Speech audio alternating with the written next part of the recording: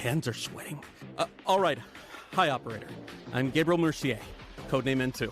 Since we'll be fighting side by side, allow me to properly introduce myself. As the codename suggests, my combat style leans towards cryogenic suppression.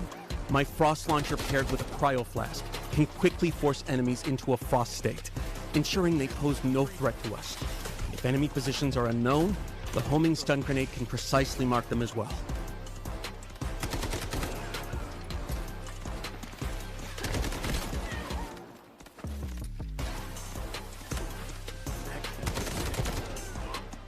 Right now, I'm in the middle of a critical operation. One where failure is not an option. I hope this mission can make up for some of my past mistakes, even if just a little. Mission target zone, AZ3, Asara's only source of nuclear power. The plant's power output is spiking abnormally. This time, I won't let it happen again. An emergency shutdown is our only chance, but the risk is extreme.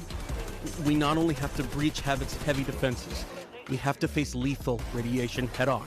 Some containers within AZ3 have already been contaminated by radiation. You can follow distinctive sounds to locate them, but keep a close eye on your own radiation levels. Radiation is divided into 4 levels, each causing different effects. Accumulated radiation can be cleared by leaving the contaminated zone and using decon chambers or mobile decon units.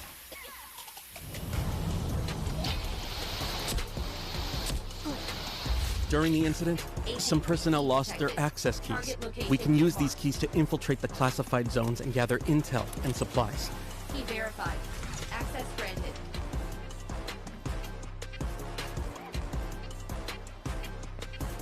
AZ3 key detected. That's not all. Severe leaks have occurred across multiple sections of the plant. You can choose to endure radiation exposure and enter these zones for high-value supplies and rare data, or stay clear. The choice is yours. Havoc has deployed a large number of purification soldiers at AZ3. Once your position is exposed, heavy purifiers will apply debuffs like corrosion and slow movement, but attacking the weak spot on their back can neutralize them quickly. An even tougher threat comes from the relink agents. H-1000 personally leads H-47, H-800, and other agents to guard the facility. All of them connected through Skynet. They're extremely persistent.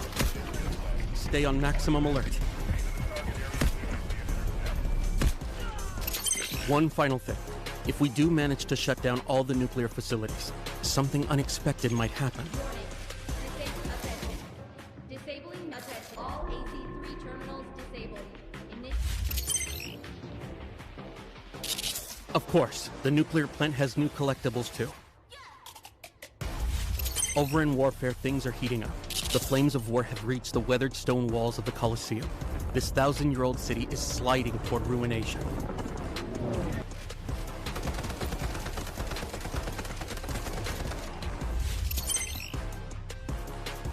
We've got new weapons.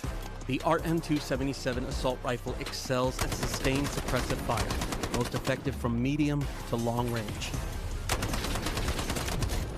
The SVCH marksman rifle is capable of taking down enemies in one shot at long range. There are also some bonus events coming up. Play Ole Ole Ole to earn points and exchange them for sports-themed rewards and exclusive avatars. The Meltdown Season Pass includes various tactical supplies, including a new outfit for Tempest. The new season's Mandelbricks can yield the AKM assault rifle. Astromancy skin. Not bad.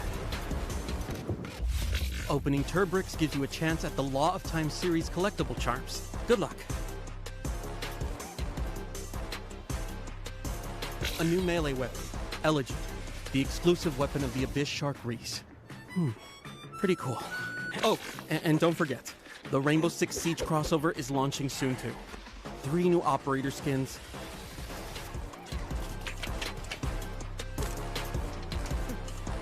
Black Ice weapon skins and special collectibles. Now that's something. Covers the main updates for the Meltdown season. Don't mess this up. Don't mess this up.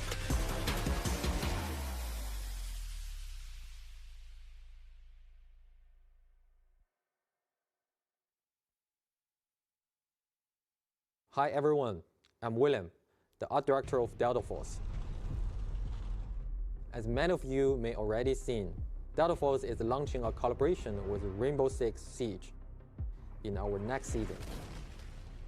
Since launch, we've seen a lot of passion and discussion from our community around the tactical shooter gameplay. And whenever players talk about the genre, Rainbow Six Siege is one of the names that come up most often. So, we reach out to Ubisoft. Bonjour, je suis Émilie Besson, directrice de la réalisation sur Rainbow Six Siege. Oui, Siege a toujours été défini par son gameplay tactique, le travail en équipe et aussi la variété des opérateurs que les joueurs ont appris à connaître et reconnaître au fil des années. Ces collaborations nous donnent l'occasion en fait d'amener les éléments emblématiques de Siege dans un nouvel univers tout en restant fidèles à ce qui les rend uniques.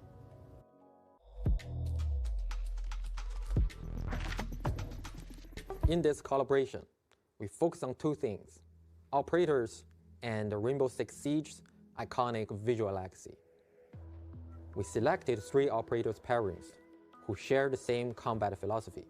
I'll be there you need me. 말보다는 행동이지. Call if you need a hand.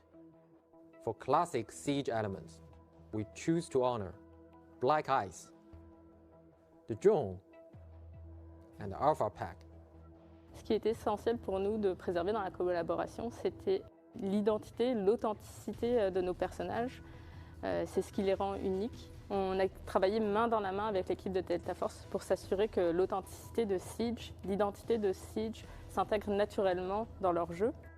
Both games share a realistic art direction, and finding distinct recognition within that shared aesthetic was actually the harder challenge. We started by preserving the core silhouette and the color framework of Siege operators. Doc and Motin's iconic deep navy uniforms, Vigil's signature custom-fitted gear, these stay true. And at the same time, within the finer details, we evolve in Delta Force identity. The wear patches from both teams. Motin carries Cineva's badge.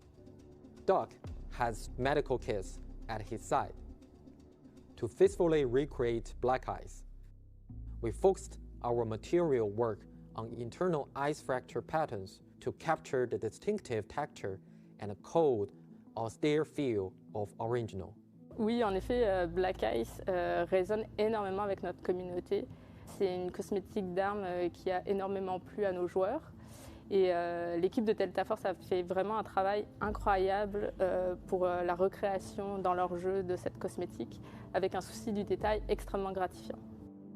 We employed a dual-layer material system combined with subsurface scattering lighting model.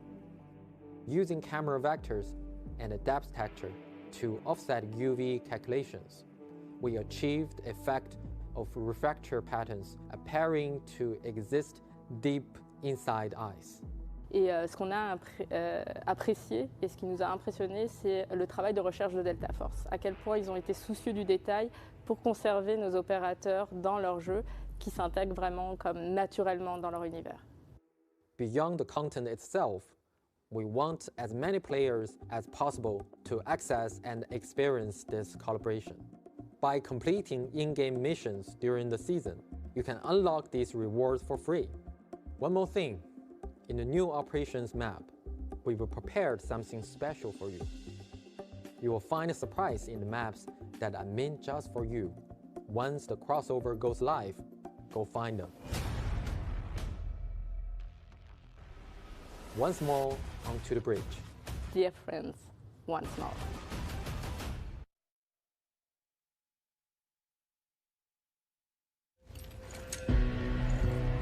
For some, success is measured by bodies in bags.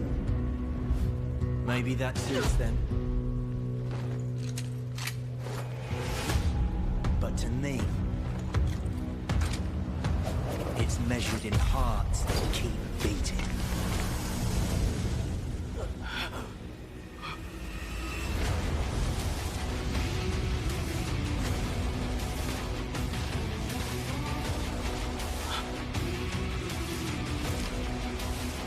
You with me?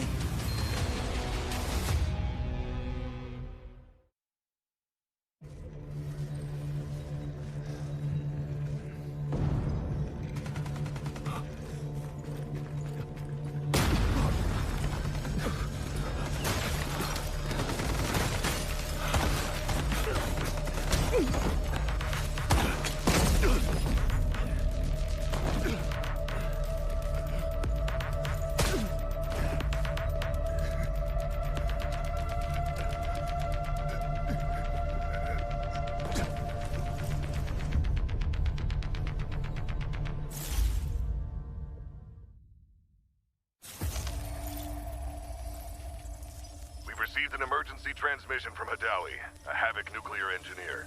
Patching through. This is AZ-3 facility. Reactor 2 has been sabotaged. Havoc internal forces can't handle this threat anymore. You're all I've got left. Running blind on intel for the AO. This region is at high risk of a nuclear incident. Keep the following in mind. Shoot, loot, then pack the scoop. The signal is clear. Take action. It's okay here. Not too cold. Experiment 66 is projected to conclude in T-minus 3 hours. All units submit safety risk assessments on schedule. I've got a reading. No hazmat suits? Raise him! Let's make it quick. Enjoy the bomb!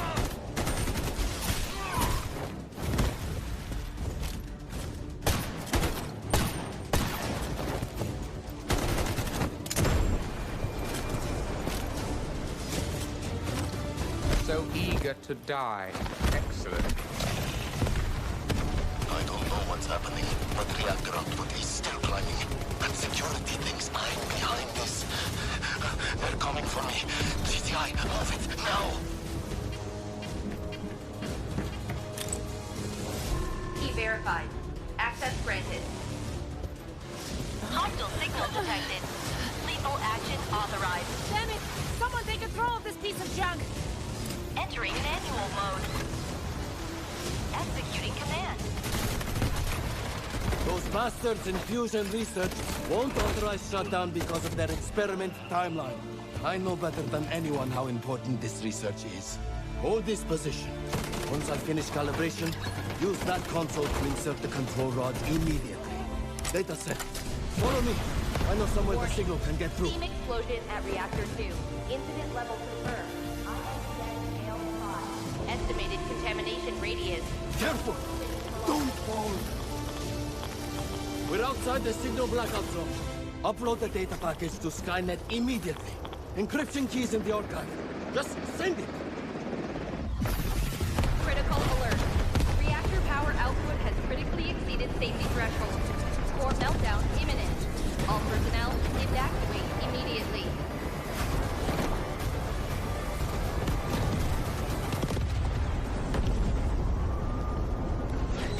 Priority alert. Hydrogen explosion at reactor 2. Incident level confirmed. INTS scale 7. Major accident. All personnel evacuate beyond contamination zone immediately. Estimated spread radius 3.7 kilometers. Correction, 9.2 kilometers. Correction, 24.9 kilometers. Correction, 45.3 kilometers. Correction, 79.8 kilometers.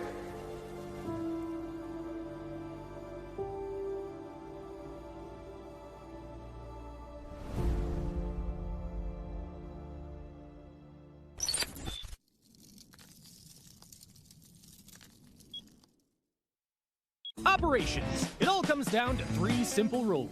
Search, fight, extract. Search decides how much loot you walk away with. Fight. Not every encounter needs to end in a shootout. You just need to clear whatever's standing between you and your treasure. Extract. That's the magic moment that turns everything in your pack into yours to keep. 3 phases, all connected. Miss one and the whole run falls apart. Gear up before you head out. The better you're geared, the harder you hit and the more you can carry. But the more you lose if you go down. Go in cheap and dying won't sting as much, but you'll miss out on those juicy, high-value supply zones. Gear up and go big, or go light and gamble. Your call. Once you're in the match, forget everything else. Loot, loot, and loot some more. Documents on desks, parts and cabinets, bird nests by the roadside, trash cans tucked in corners early on. Grab everything you can get your hands on. Priority targets, safes, and air cargo containers. Snag one high-value item, and boom! You've already covered your entry cost. Now, the real question, keep pushing your luck or cash out while you're ahead. Your pack's stuffed with goodies and you're ready to extract. Then, gunfire erupts ahead. What now? Charge in, slip past unseen, or hang back and let them wear each other down before you swoop in?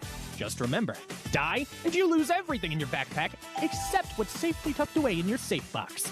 You choose to slip away quietly. Smart move! Your pockets are already bursting, but you can't shake that nagging sound of footsteps nearby.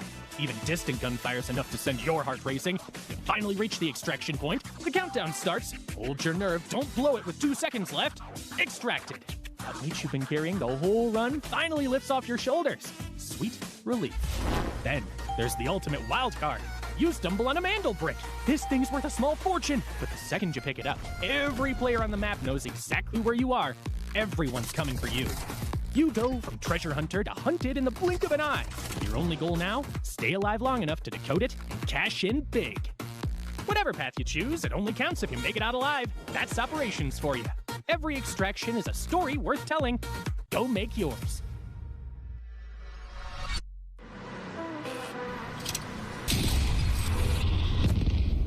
The enemy got the Mandelbrick. Find it. Stop them. Mandelbrick decoded. Nice work, operator. The time to strike is now. Do not let me down, operator. Decoding has begun. Defend the area.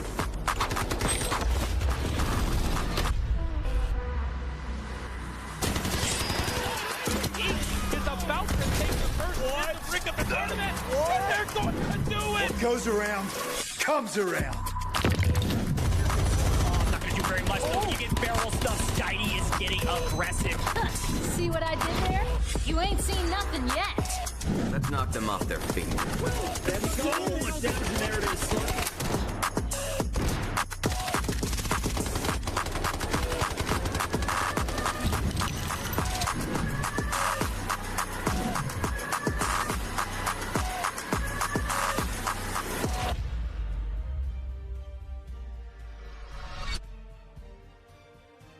What's up, everyone? We are into week 4 of the group series here in the Delta Force Rise Season 1. Y'all, it's EMEA. I'm SpiderTip. I'm going to be hosting and commentating alongside my guy, Ben. Ben, we had so much fun yesterday. I'm so happy to have you back. Yeah, thanks, Tiff. Great to be here. Crazy day yesterday. Huge result for MBO, throwing themselves up the leaderboard with that double Mandelbrick win. And today we've got groups A and D with their final games of the group stages.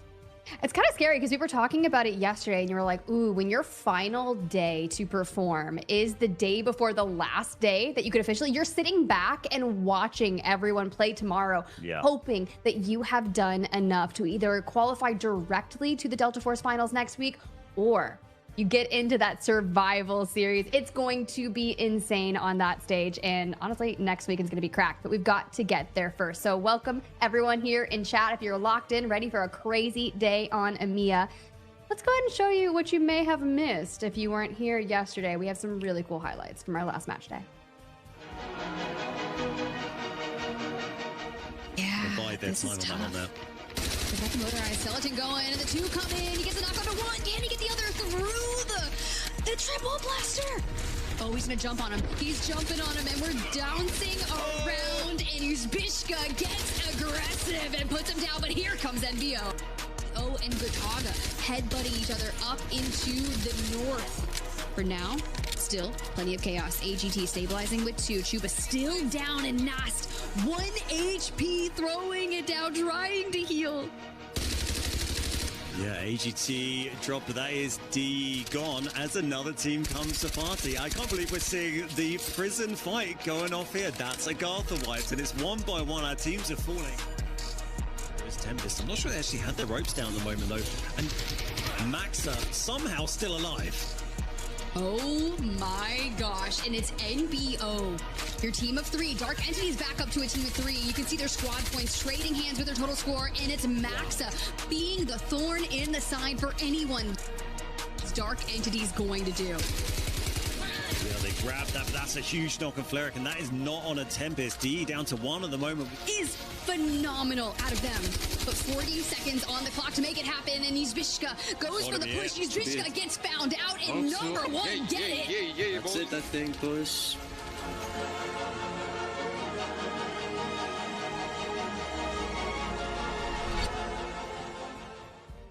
And number one, we're the last team standing there on that crazy Space City map. As we pull up the leaderboard from yesterday, Ben, so many takeaways to get to this final leaderboard for Group A and C yesterday. A huge battle between number one and DE, especially yesterday. Great results for both of them, really. DE, they're fighting to try and get into the top two right now. And number one, they were fighting in that relegation zone. And them getting that huge result yesterday, that's put huge pressure on today's team. We got LFS, FPOV, and Fnatic all playing today. And with one less team for them to try and battle against, that's going to be hard work.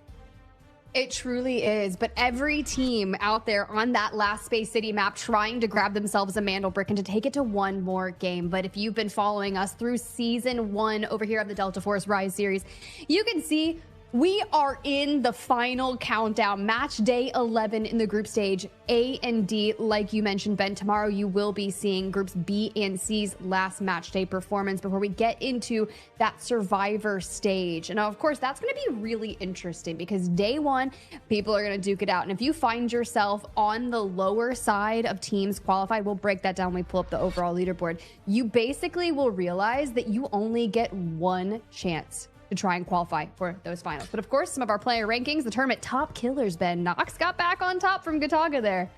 Yeah, Nox has been sitting at the top of this for most of the event, really, just by one kill at the moment, ahead of Fnatic's Jame, and then SkyT in third place with 35. We're going to see SkyT, Jame, and Nox all out today, right? So we've got the top three killers are playing, which is great to see. And you can see also on the right, everyone's been getting a ton of kills this tournament, so it is actually quite tight between them all.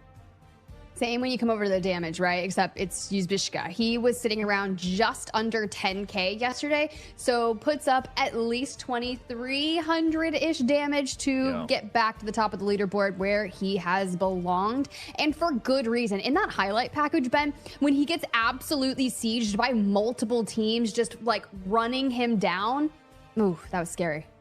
He's been an absolute beast the whole tournament, just seems to be able to farm damage. And once again, we've got three players from the top three all playing today. So that's going to be really interesting to see. Even the top four there as well with Stickinson from LFS. And there, of course, is our top assets. Pretty tight there. You start to see a link between the kills and the assets because you get so much money for killing players in this tournament. But we'll cover that in a little bit. And again, SkyT's going to be here. Looking forward to see SkyT to play, Tiff. He's been very strong, particularly a couple of games ago. They had a huge day.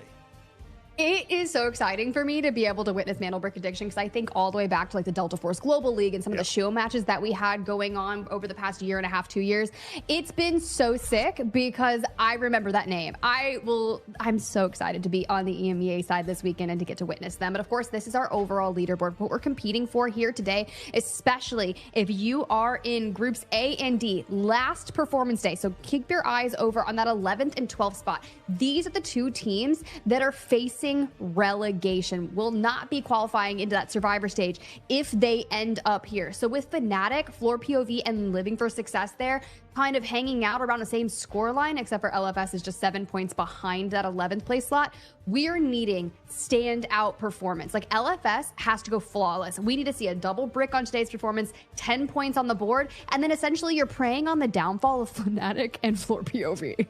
It's pretty much the only way LFS can survive this, right, is by getting the 10-point win, maybe a 9, and they also need to hope that FPOV and Fnatic basically come bottom two. So it's a very tall order for LFS. Closer fight between FPOV and Fnatic. If one of those two teams can have a really good day today and throw themselves up above, AGARTHA and FLC, that's going to give them a good chance. And then flip over to the other side, we've got DE and NBA playing today. So they're over on the side here. Second and third, they're going to be battling to get into the top two. And even Gotaga, they're sort of dropped away from the top two. But if they get 10 points, that could put them in second, depending on, tiebreakers. So they have a very slim chance still of getting for top two. They got to play for it. They got that ability. Yeah, everyone has something to play for. You've got to lay it all on the line. The last day of our group series is officially here for A and D. So as we kind of keep thinking about how this is going to work, chat, if you're new here, which The majority of you are ride or dies for EMEA and our organizations that are going to be competing here today and our players. But let's go ahead, let's kick it to a video that kind of explains the whole shebang. Delta Force. 1 game, 2 regions, 1 shot at glory. This is the complete guide to Delta Force Rise Series EMEA and Americas Season 1. Everything you need to know, from the very first match to the last squad standing. The path is the same in both regions. It starts with the open qualifiers, open to any team that wants to compete. The best push through to the group stage, where the top 2 advance directly to the finals, bottom 2 eliminated, and the rest battle through the survivor stage to earn their spot. From the open qualifiers, 12 teams have fought their way into the season, and only 1 will lift the trophy. The group stage runs for 4 weeks, with matches every Friday, Saturday, and Sunday. The 12 teams are split into 4 groups, A, B, C, and D.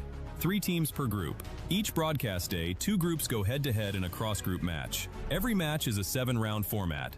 6 teams competing in the same lobby simultaneously, across up to 7 rounds on maps like Zero Dam, Brakkesh, Tide Prison, and Space City.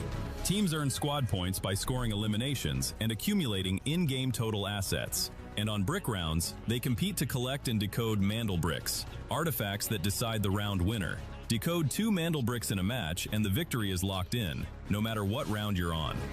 After 12 match days, the group stage standings are final. Places 1 to 2 go straight to the finals. Places 3 to 8 enter Survivor Stage Day 1. Places 9 to 10 drop into Survivor Stage Day 2. Places 11 to 12 are eliminated. The Survivor Stage is where the bracket narrows fast. Day 1 brings those 6 teams together for one 7-round match. The top 2 advance directly to the finals. Places 3 to 6 get 1 more shot. Day 2 mixes the 4 survivors from Day 1 with the 2 teams ranked 9th and 10th from the group stage. Again, 6 teams, 1 7-round match. Top 2 go to the finals. Everyone else is out. 6 teams, 1 day, 1 lobby, 1 match. This is the finals, the ultimate showdown of the season. 2 teams earned it through the group stage. 2 more survived Day 1. The last 2 came through Day 2. Every team deserves to be there. The top 3 finishers earn an invitation to Season 2. Welcome to Delta Force Rise Series EMEA and Americas Season 1. Loot, shoot, extract.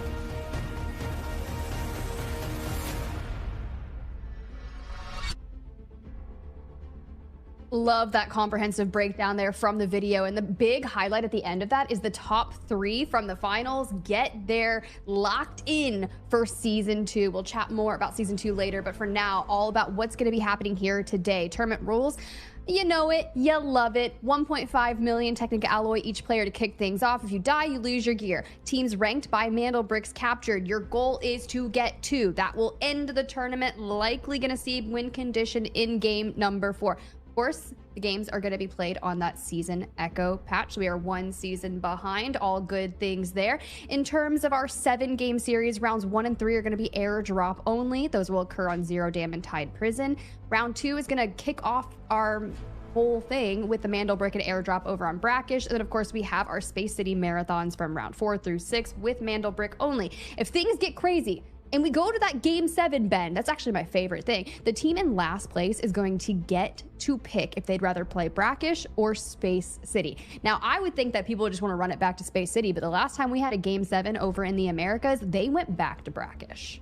Yeah, same here. When we saw round 7, they also took it to Brakkesh as well. So, yeah, we shall see if we'll get there. Only Game 5 yesterday. Also worth noting that your operators, you can only use each operator twice, and that's per team. That's not individually. So once you've used Stinger twice, throughout those games, you won't be able to use him anymore. But all operators will reset for Game 7 if we get there.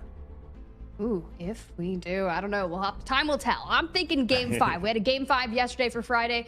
Who knows what's going to happen? Of course, for our starting supply for the tournament, you're going to get that 1.5 mil Technic Alloy. We mentioned that. The 3x3 Ultimate Safe Box was all fun in games until you get some of those larger reds and you're like, oh my gosh, what am I going to do with this? I can't fit this in my safe box.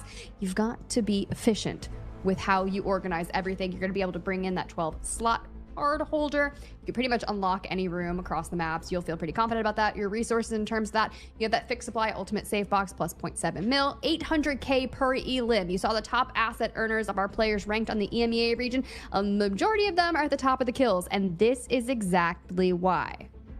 Yeah, and that 800k is why you see our players going for kills so much over extracting, because it's a huge amount of value. And of course, you're going to decode Mandelbricks, and you also get a little bit extra assets if you've come finished last. You get a little bit of a bonus to that. And then we've got our Mandelbrick decode. So this is going to become available just after the match starts. It's going to be a short pause when we get into game 2, see our first Mandelbrick. Once the squad has picked up the Mandelbrick, then they're going to have 5 minutes to place it into a decode station. If they don't during that time, it'll just reset back to where it's found. So you can't run away and hide with it.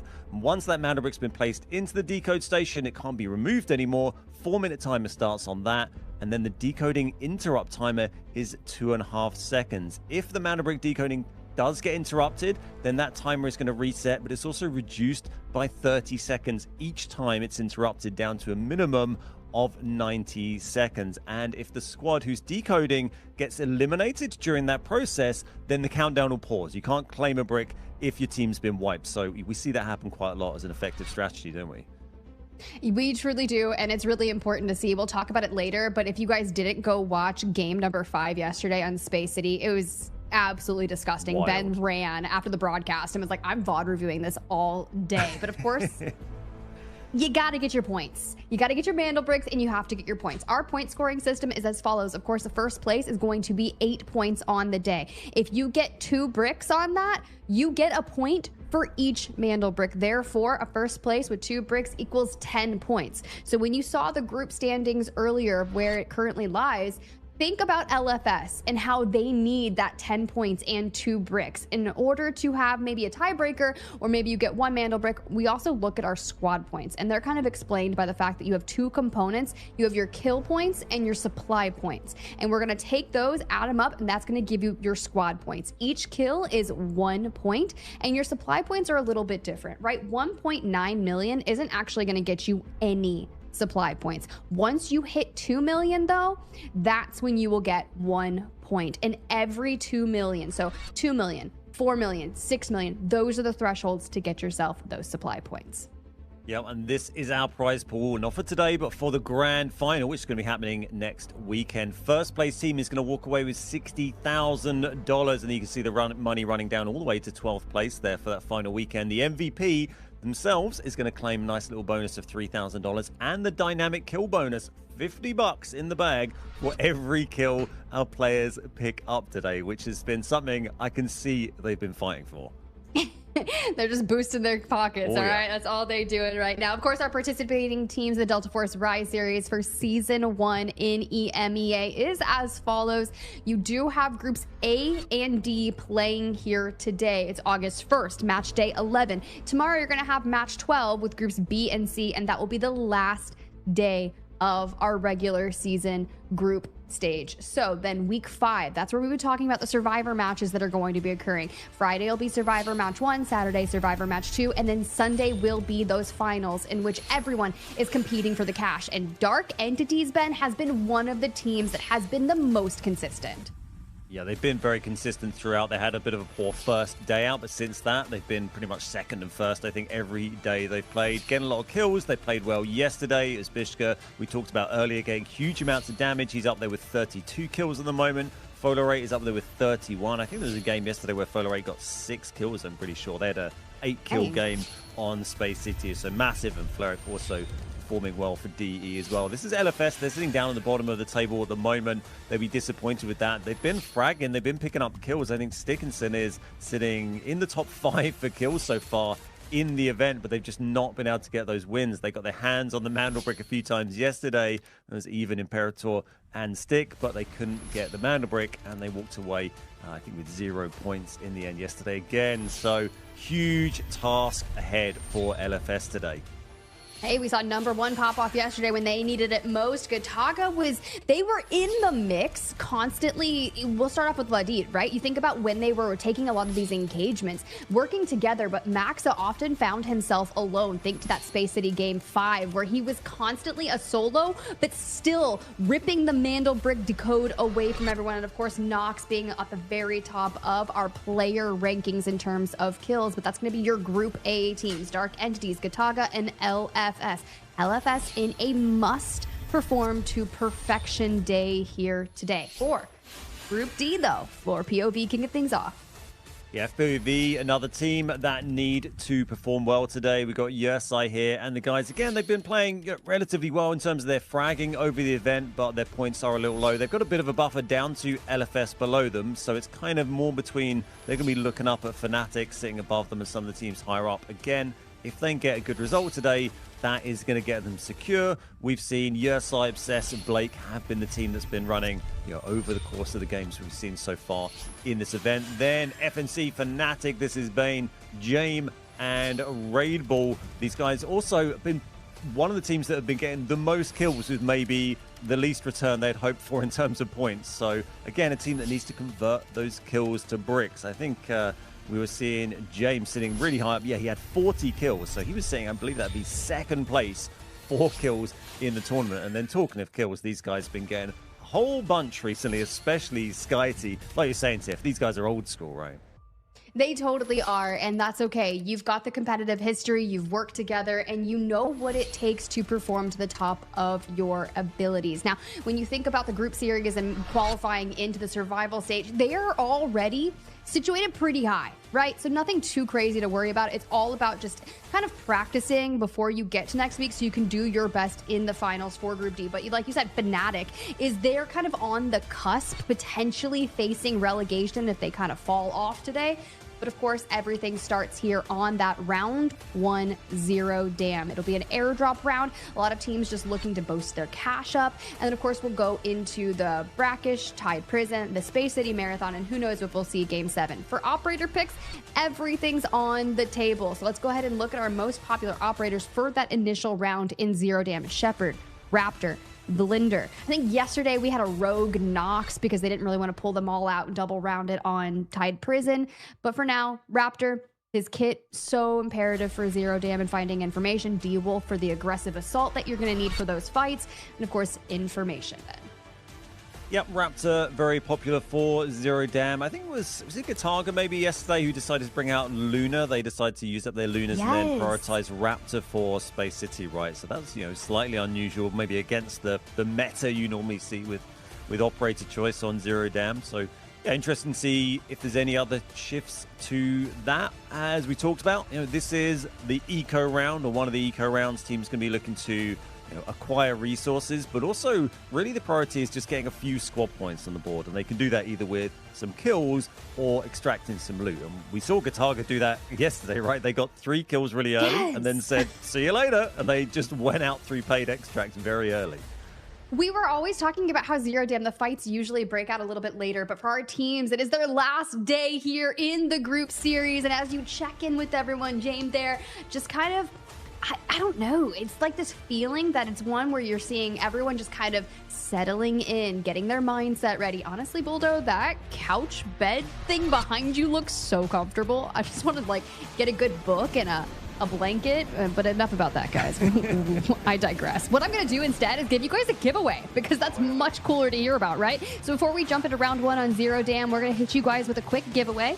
A redeemable code is going to appear on your screen for the Neko Mini spray paint. Be quick, though. We've told you so many numbers of activations. Well, this one's limited, okay? So once they're gone, they're gone. Good luck. We got 35 chances, 35 redeems on that bad boy. And it's so cute, Ben. Every time I see it, I just want to hit the pose. That's what we're doing behind the cameras when they're not on. You guys just can't see it. It's true. Yeah, It'd be crazy if you could. I can see they're getting ready to come. Our teams are selecting our lineups. They're picking their gear, and they are getting ready to come in. We're about to jump into round 1, the final games of, like Tiff said, of the group stages for these two teams. It's going to be Zero Dam. See who gets those priority admin spawns. We're about to find out, and hopefully we're going to see some chaos around the extract points this time. Give me chaos, because we had so many teams electing to get out and extract early. You called out Gotaga for doing that. They took one fight against AGARTHA over in visitor centers and dipped out on that southern extract. You had Genius pull the lever, try to hit the elevator extract in the north, and you know what? They dipped out because no one was challenging them. But here is Dark Entities on your screen vying for that top 2 on the day. And as you look around, Admin Center, we're going straight in DE and FPOV with tier 1 spawns. Yep, Floor, POV, and Dark Entities, they're going to be controlling the admin building for now. They've moved in there, got rid of Saeed without any troubles. You can see Gotaga, they're down near Paid Extract, which they enjoyed using to great effect yesterday. NBA just over to the east of them. Fnatic, they're over in Cement Plant. And then LFS moving in through the barracks here. So, let's wait and see what approach our teams take. I can see Gotaga, they've again gone for that Luna choice. They're the only team without a Raptor there. NBA, they've got a double D-Wolf Raptor. Is interesting to see. A whole bunch of smokes for those guys and a whole bunch of grenades. As you can see, all the armor choices, blue bullets and purple armor. There's not really much other choice you can run, to be honest, on first map, is there? No, it's pretty much what you're locked in with. I kind of do like the double D-Wolf. I feel like they're just going to go straight running at people, utilize their Raptor on the hands of Bulldo just to find that information, and you just run in, pop an ult, throw a triple blaster to kind of section it off and gun them down. That's the kind of level that I'm looking for. Now, granted, we're not going to see that level of action break out more than likely until like the last 5 to 3 minutes or so. Yesterday was definitely an enigma of a zero dam experience for me, though. It was, one of the strangest zero dams I think I've seen, certainly in this tournament. Like we talked about a minute ago, we had that situation where Gotaga, they got a wipe on Agartha. That was actually up in the visitor center very early. There's not even any teams anywhere near visitor now this game, so it shows you how unusual the Vizzy fights are. They got that wipe and then basically walked over and took Paid Extracts about halfway through the round. And then we had, I think it was Jen, ended up going and pulled the lever and just extracted without anyone pushing them and with 0 kills. And a bizarre game, wasn't it? It truly was, because we were talking about that extract of how people will activate that Southern Paid Extract to kind of deny other teams to do it. And we're like, there's no way that they're going to essentially take this extract. No, they do, but don't worry. Gotaga hits a safe. You can see Maxa there on the south side of Major Substation.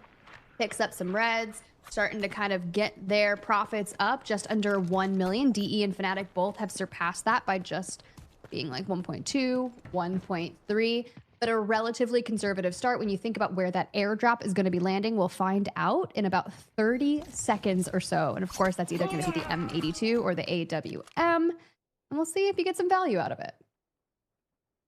No value gained really from the AWM yesterday. I'm pretty sure it was LFS that grabbed it, and then they didn't leave the map with it. They decided to stay on and try and take some fights, but they got 1 kill. I don't think it was even with the AWM. So, yeah, it was definitely wasted in yesterday's Zero Dam. We didn't really see it make much of an appearance throughout most of the games yesterday, as Wallbreaker has been triggered by LFS. Again, didn't see this go down in yesterday's game, but might happen now. The team's got it done early. If you get this done late, it's kind of hard to get in there, but they might have just about got away with it here.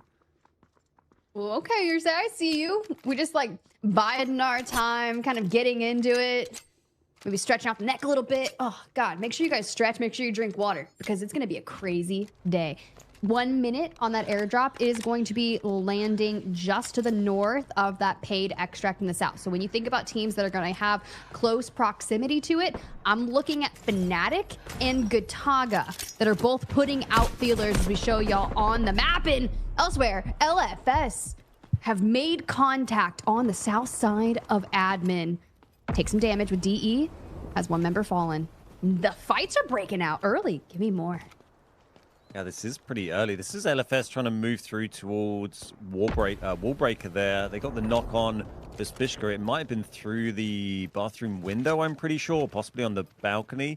So they have got that res pretty safely, but they are getting pushed now. This is FPV. They heard that action. They're coming to look. They want to take advantage. Fleric is still healing up here on low health, so we'll have damaged armor, I'm sure, as well to repair from that. And that's pushed them back, D, into a little tight spot here, maybe giving LFS chance to go in towards Wallbreaker, or maybe they're prying this fight. And this is maybe another fight here.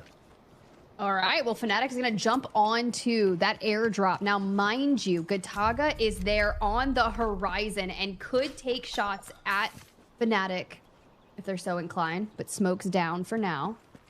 See them looting the ammo, getting the weapon in their hands, and let it rip.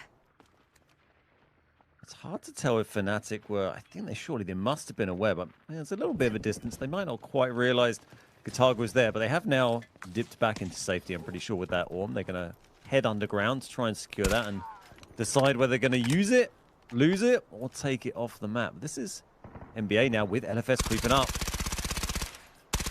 Oh, good shots on to Stickinson. You can see even there, the triple blaster to go alongside it. Now, mind you, they know they want to get aggressive with the double D Wolf comp. For LFS, our priority is getting Stickinson back off the ground and not allowing them to cross that gap into the open.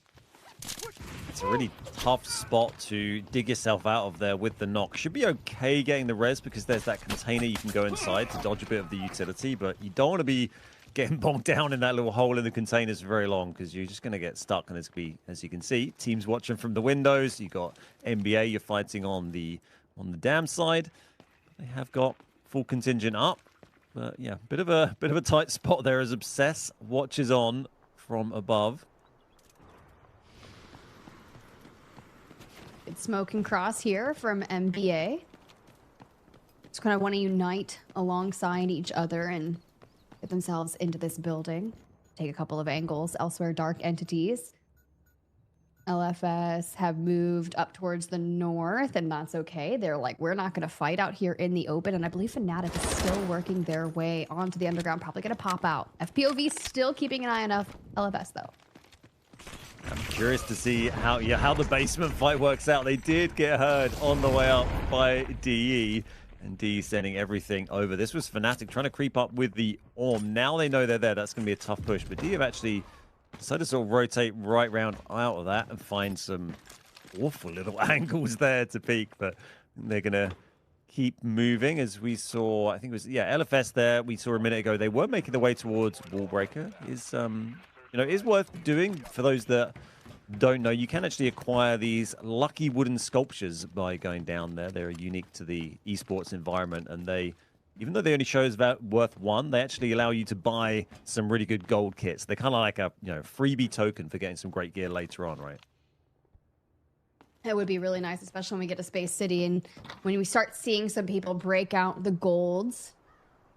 For now, Gotaga hitting a copy paste of yesterday, right? Don't do it, boys. Down don't go. here. Don't go.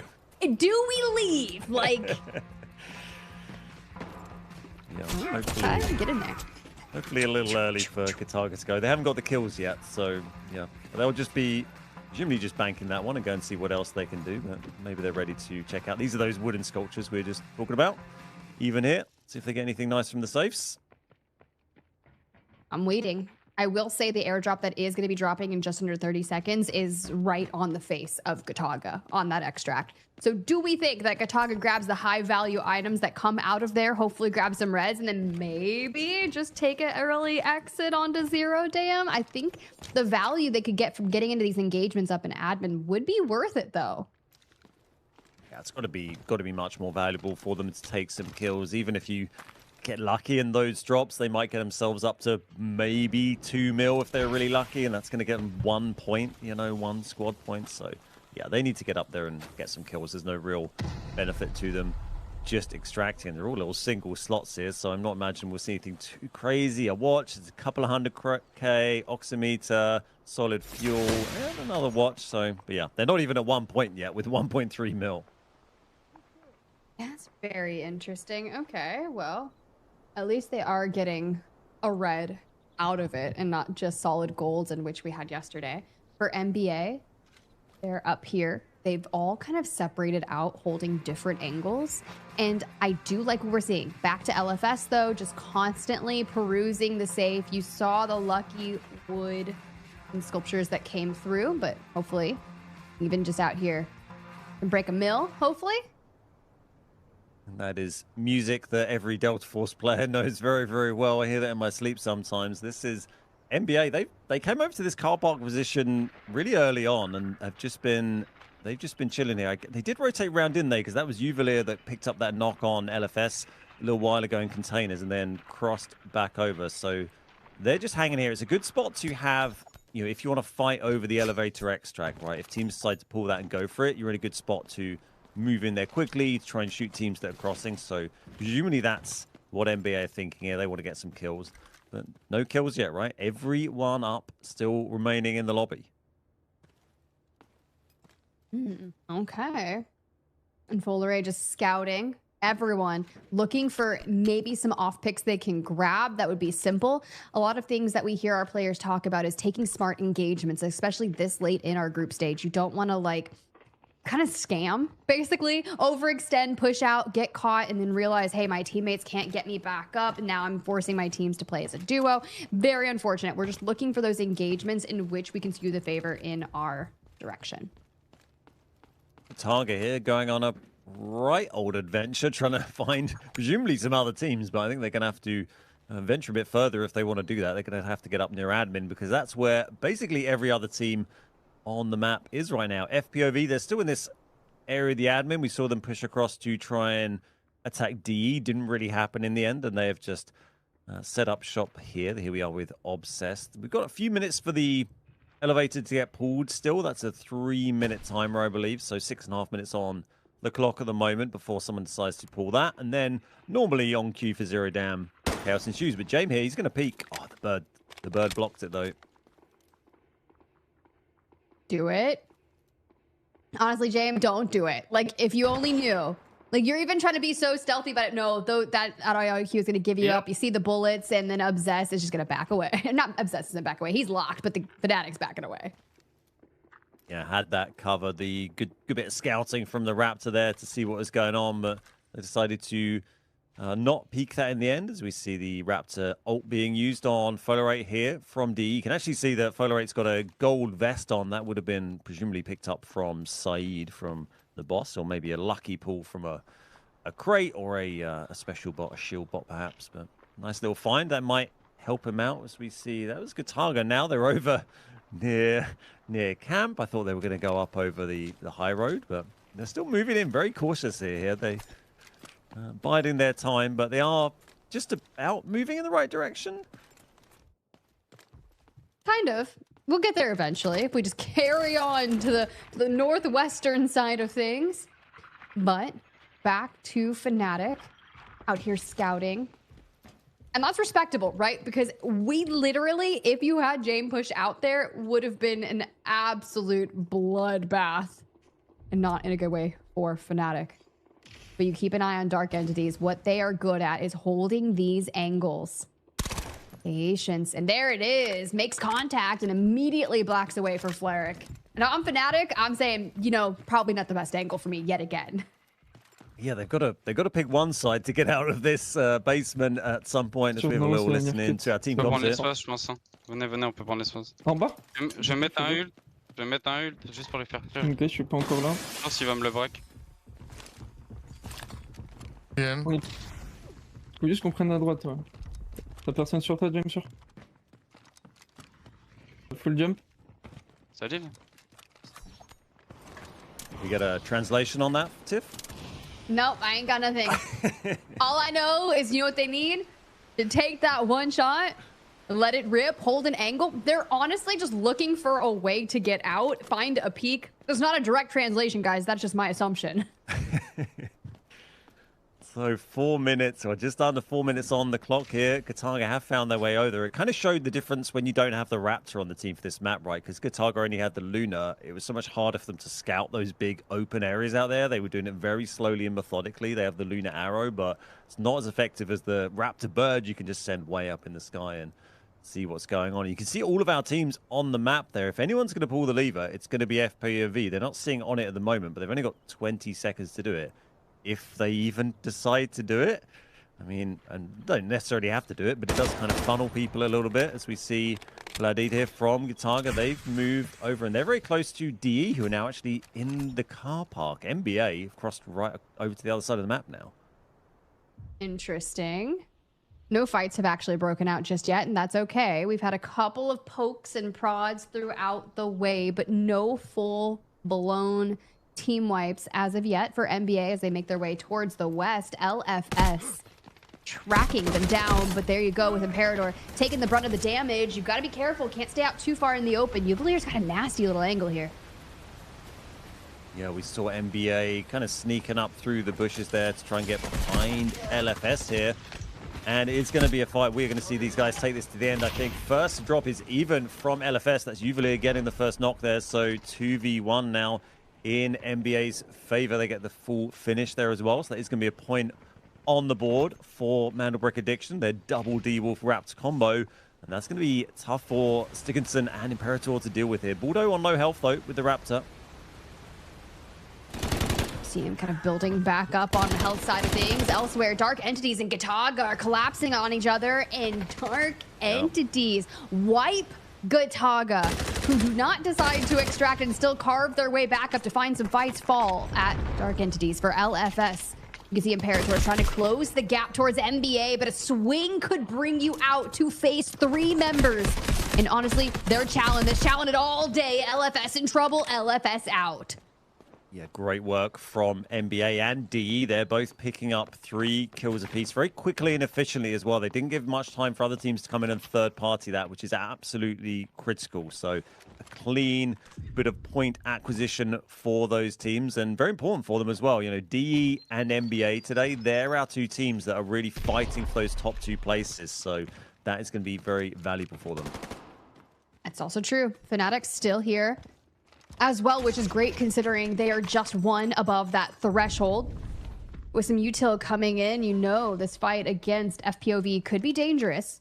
Dark Entities fresh off the fight with Gotaga could third party this as well once they hear some things break out. Instead, FLOORPOV gunned up and has to carry on. Please do it. No! Well, they know the orb is there now. They've given that one away, and it's going to stay on this map because no one's going to be extracting from this game as we see DE come together with Fnatic again and maybe expects FLOORPOV to get involved in this. We've got a bit of a 3-way battle going on. This is Fola right here on the stairs. Keep an eye out for Bane. We might see a couple of players leave, actually. Looks like someone from DE moving up towards the way extract. But this is Yersai from FPOV. They're getting involved, firing the Byron ult in there and moving in. Does drop down. Good hits on Blake, but Yersai and Hand Obsessed dropped by Fnatic. They have lost 2 very quickly. Just the Raptor left now. And the recovery is needed. I'm looking at Raid Bull. Low HP, and DE is going to capitalize on this. Full send straight in. We lose out on Uzbishka, who does go ahead and extract. We do see one from NBA extract as well. I believe that was Uvalier. And then we just start to see the reactions. Little smile there from Fleric. Really interested to see DE's kills here, because obviously they got the 3 on Gotaga early on, but that was great work considering they had already sent Uzbishka, was it, that went out to extracts. They actually only had 2 players in that fight in admin. They were outnumbered by both the other teams there. Still decided to take it. It looked like they were picking up some kills right at the end as the match finished there. So there's potential they managed to maybe get up to 4 or 5, I would say, depending on if they got confirmation. So it looked like a pretty solid game from DE and NBA.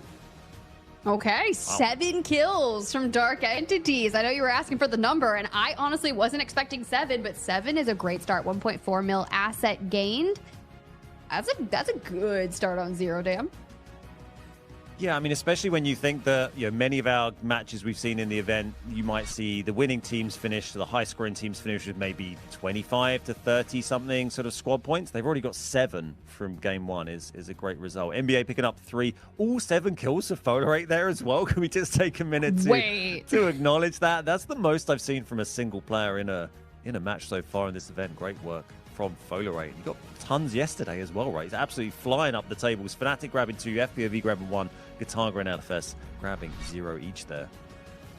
Not good for Gotaga and LFS there, but of course we'll look at our round 1 top killers. To no one's surprise here, it's FLOORPOV at the top, and just in such a dominant fashion that 2nd and 3rd place each have 1 kill. So there's a bit of a stark differential here.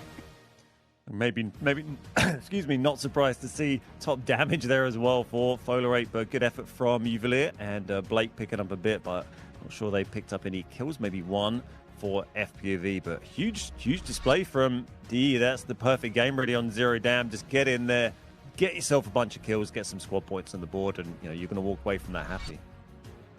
I'm happy just getting to witness that kind of stuff. For our top asset earners, you do have Uvalier out there with 1.2 million, DE's Uzbishka 79.6K. Here's the deal. Those 2 players both extracted, so they are going to be at the top for our round 1 winners. MVP of Zero Dam, FLOORPOV. My man got 7 kills. almost 1K damage. Some nice assets and a brilliant performance there. But guys, here's the deal. If you're loving what you're seeing from Season 1 on Delta Force Rise series, what are we talking? We're going to start talking about Series 2, right? Season 2 open quals. Registration opens August 10th. All the information down below. Don't miss your chance to compete. If you're one of those people that are sitting there, keyboard warring it out, saying, I can do this. I want to get my team together and compete at the highest stage Delta Force has to offer. Well, then let's see you do it. Let's see you do it. Maybe Ben will make a team too. You never know. Oh, I'm far too old for that. I'm just going to sit here and talk about it, and then I don't have to play. Right, we're going to be back with game number 2, Brakkesh, our first Mandelbrick, after this very short break. Two members now the odds are in their favor 2v1. Everything getting spammed away and MT getting a little. So hang on a second, NL. Look at that. It's an absolute sweat. This. And Illich's got it though. They're here. Lines them up. Even through the shot. You're nuts. The last remaining 3 BOV. They find 2 instant knocks. And Elm's going to be hopping off for that.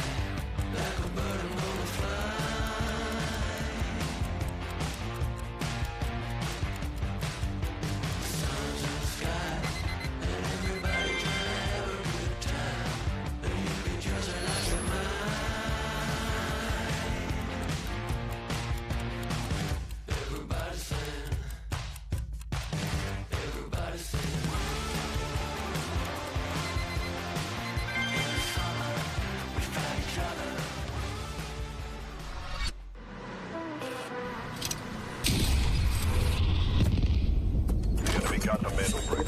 Find it. Stop them. Mandelbrick decoded. Nice work, operator. The time to strike is now. Do not let me down, operator. Decoding has begun. Defend the area.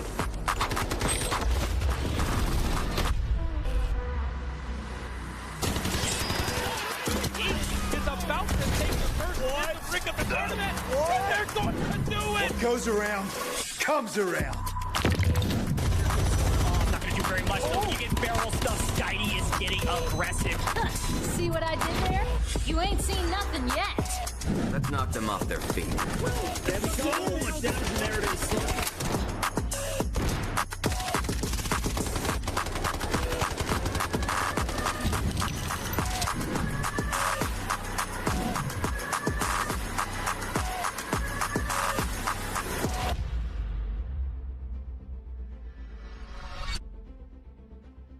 And we're back with more Delta Force Rise Series EMEA. It's day 2, week 4 of group stage. And as we see our players getting ready, it's the final showing of groups A and D, some fighting for survival to qualify for the survivor stage next weekend, and others, Ben, just wanting to be at the top. Yeah, and as the top teams we really saw excelling in that game, I guess you shouldn't be too surprised about that. DE getting a huge amount of points on the board, and with their supply points there as well, 5 supply points. A little bit surprised they got so much out. So 12 squad points ready from game 1 is massive. NBA getting 7, also very important for them. And then 5 for Fnatic, 3 for FPOV, and Gotaga with 2, LFS with 2. Those points will come in very handy, especially if we don't get a double Mandelbrick win today, right? That is actually really true. I mean, we've seen a lot of Game 7s on the EMEA side of things as we look at our map rotation. Friendly reminder, it was Dark Entities that did exceptionally well on that round 1-0 dam. For Gotaga, the first team to go out, Brakkesh. Now that we've got a Mandelbrick in play, time to throw it on the line. Gotaga did bring in that Luna, so they will not have a Luna here. But when you think about what we see for Brakkesh, it's a lot of those Allurus, especially if you're going to use the decode over on the Royal Museum side of things. You want the composite incendiaries to kind of section off some of those doorways. Raptor coming out. Gizmo with a 13% pick rate, even Toxic at 18, but it really is the shining star of your engineer players, Ben. Yeah, Uluru, a bit of a classic for Brakkesh, like you said, gets used very heavily, useful in those sort of tight areas where you're decoding. A lot of the time on this map, you normally end up in that museum. You can see that museum in between the two red spawns, the tier 1 spawns. So there's only certain teams that can get the tier 1 spawn, and the only real rule for these spawns is if you had a tier 1 spawn last game, then you can't have a tier 1 spawn the next game. That's pretty much how it goes. So you can see LFS, Gotaga, Fnatic, and Mandelbrick Addiction. They're on the line for our tier 1s for this Brakkesh game. Honestly, your goal is if you get the new Tower of Babel, which is technically a tier 2 spawn, you're going to be late to whatever is going on with the Mandelbrick. Tier 3 spawns up on the northeastern and northwestern side of things. They can rotate down to the Royal Museum pretty quickly, but usually it's going to be whoever gets that tier 1 spawn of things that runs in, takes to whichever decoding station, and then you'll start to see some things changing hands. Speaking of changing hands, guys, here's the deal. I got some more giveaways for you before we jump into our round 2 Brakkesh. Watch your screen. It's going to pop up for a redeemable code to unlock that SR. 3M combat ready. Make sure to redeem it as soon as it appears, okay? It just appeared like 5 seconds ago. And activations are limited. This one's got 25 redeems though, so hopefully one of y'all get it. If not, you've got America's later on today and one more chance to round out our group series tomorrow. You've got to get that typed in quick. There's some keyboard skills coming on the line to get that one in. And beat everyone else, I'm sure. But we are about to jump into Brakkesh Game 2 of the final weekend of the group stages for EMEA Rise Season 1. There we go, round 2. First opportunity for a Mandelbrick. Who's going to take it, if anyone? You know, sometimes it just goes unchecked. Sometimes. So for Fnatic and NBA, with those tier 1 spawns, you can see Dark Entities and LFS get the technical tier 3 spawns up to Zero Town, Osira Camp. Dark Entities already starting to carve their way. Stickinson and Even over at Blue River Hotel. When you look towards the new Tower of Babel, hello? We're already having some fights. Rabel's down. Yeah, there was NBA just picked a knock straight away on Fnatic as Rabel ran through the arch there, and they've pushed this right back. Well, they're sort of controlling the Mandelbrick area at the moment. They may decide not to go out and just take the brick and go back inside here. They should pretty much have a free grab and then straight onto the decode. So that's a really good start. I mean, that's just about the quickest knock I think you're likely to see in this kind of format. Well, I mean, NBA pick up the Mandelbrick immediately. And here's the deal. Between Dark Entities and Mandelbrick Addiction, who are both playing here today, of course, they have 5 Mandelbricks throughout our group series. So we're tied at the top alongside, I will throw in Genius in the mix, who's not actually playing here today. But whoever comes out on top of this and gets more bricks will be technically the leader of who's achieved the most Mandelbricks out of the EMEA side of things. Yeah, really interesting point there as we see another Fnatic knock. That's James taken down by Skyty. Skyty we've seen get a huge amount of kills throughout the event so far. They're going to walk back down into the basement. And again, I wonder if NBA probably will decide to be a little bit cautious here and just hold that brick rather than overextend here. If they try and push that fight into the basement and take a knock, then your Mandelbrick is going to be left unattended. And the Mandelbrick is everything, right? This isn't pubs. You need a Mandelbrick. Another knock here. Max are taken down by Folorate. He's on it again. It's really tough, especially with Gotaga just trying to get out of the south side of Brakkesh. So knowing that Gotaga spawned in the new Tower of Babel on that eastern side leaves FPOV down there to loot and immediately goes up. Instead, Nox has one of those lure ults full, sending him Vladid down. Maxa fold can be pulled back when you have one player left, and knowing that Gotaga did not have the best day yesterday, kind of vibed in mid-pack, fell first in our zero dam here today, and we cannot go out first on our first Mandelbrick round. Meanwhile, guys, NBA, we're decoding. And come on, we just need a little bit of life alert for Gotaga. Help me, I've fallen and I can't get up. Just 2.5 minutes. Just 2.5 minutes on that decode for NBA. That was tough for Gotaga, wasn't it? They were sort of saying they're expecting the push to come in from DE, but DE was so far back, they've decided not to do that, as you can see on the map. So they'll take the kill, and Gotaga should get back up to a full contingent here. I think they'll do that without trouble, unless, I mean, DE might be sending another rocket over their way in just a moment if they don't get these revives done quickly. Yeah, 2 minutes, so we see a bit of action now. LFS, they're moving into the museum area. I can see all sorts of colored teams on the map there, so yeah, people are closing in. They're seeing that decode and they want to get on it. You want to get this first brick, get the momentum, and that momentum is very much in NBA's favor at the moment. It is true, right? I mean, the Dark Entities with that tier 3 spawn did inevitably move down to Asura camp, and that they kind of stayed there, even with the decode going off. So I would imagine they want to make their presence known, but it's already so compacted here on the museum side of things. And with NBA at 1 minute 30 seconds, will LFS, in a must-win kind of day for them here on the group series, immediately putting out some of that recon to the side. And there you go. Looking for the lay of the land and how NBA is set up to defend the brick. Just checking there if that room was free with the safes there. They'll probably move and take control of that. There's only a minute pretty much on the decode here as SkyT is dropped there and going to be trying to revive. Tough spot on this balcony. It's kind of the point you normally control from, but you get so much util on there. It's absolutely brutal. And there's something we just didn't mention in the beginning. No Tempest on this, right? Not a single Tempest brought out to this Mandelbrick game. They're all saving them for Space Cities. That's an interesting thing to see. Is DE, they're moving up to get friendly with NBA as well here. That's true. Come on, homies. Let's get you up on the lift. Let's make a siege. Not sure if NBA was able to pick up Skydie. No, still a duo, and LFS did move into the hallway. However, no one has hopped the decode until we see Imperator going for the C's, gets it. And now for Dark Entities, back onto the lift, still playing through Fnatic, who have been kind of here. Took a couple of knocks at the beginning, but have since stabilized, and it's Raid Bull holding the window, looking for the people back on this balcony. Yeah, they are in that balcony fight. This is Baldo from NBA trying to put some shots back. SkyT is down again. I think they got the revive and then instantly knocked back, so it's not too good for SkyT. They're the only team with anyone down at the moment, as the AWM picked up by Gotaga there. They've grabbed that wherever they are off on the map, just outside of this fight, not fully involved. And Jame, our team that were down in the basement earlier, now they're upstairs. DE downstairs as well. 2 minutes 45 on the decode for LFS. I mean, that would be massive if they managed to take a break right now.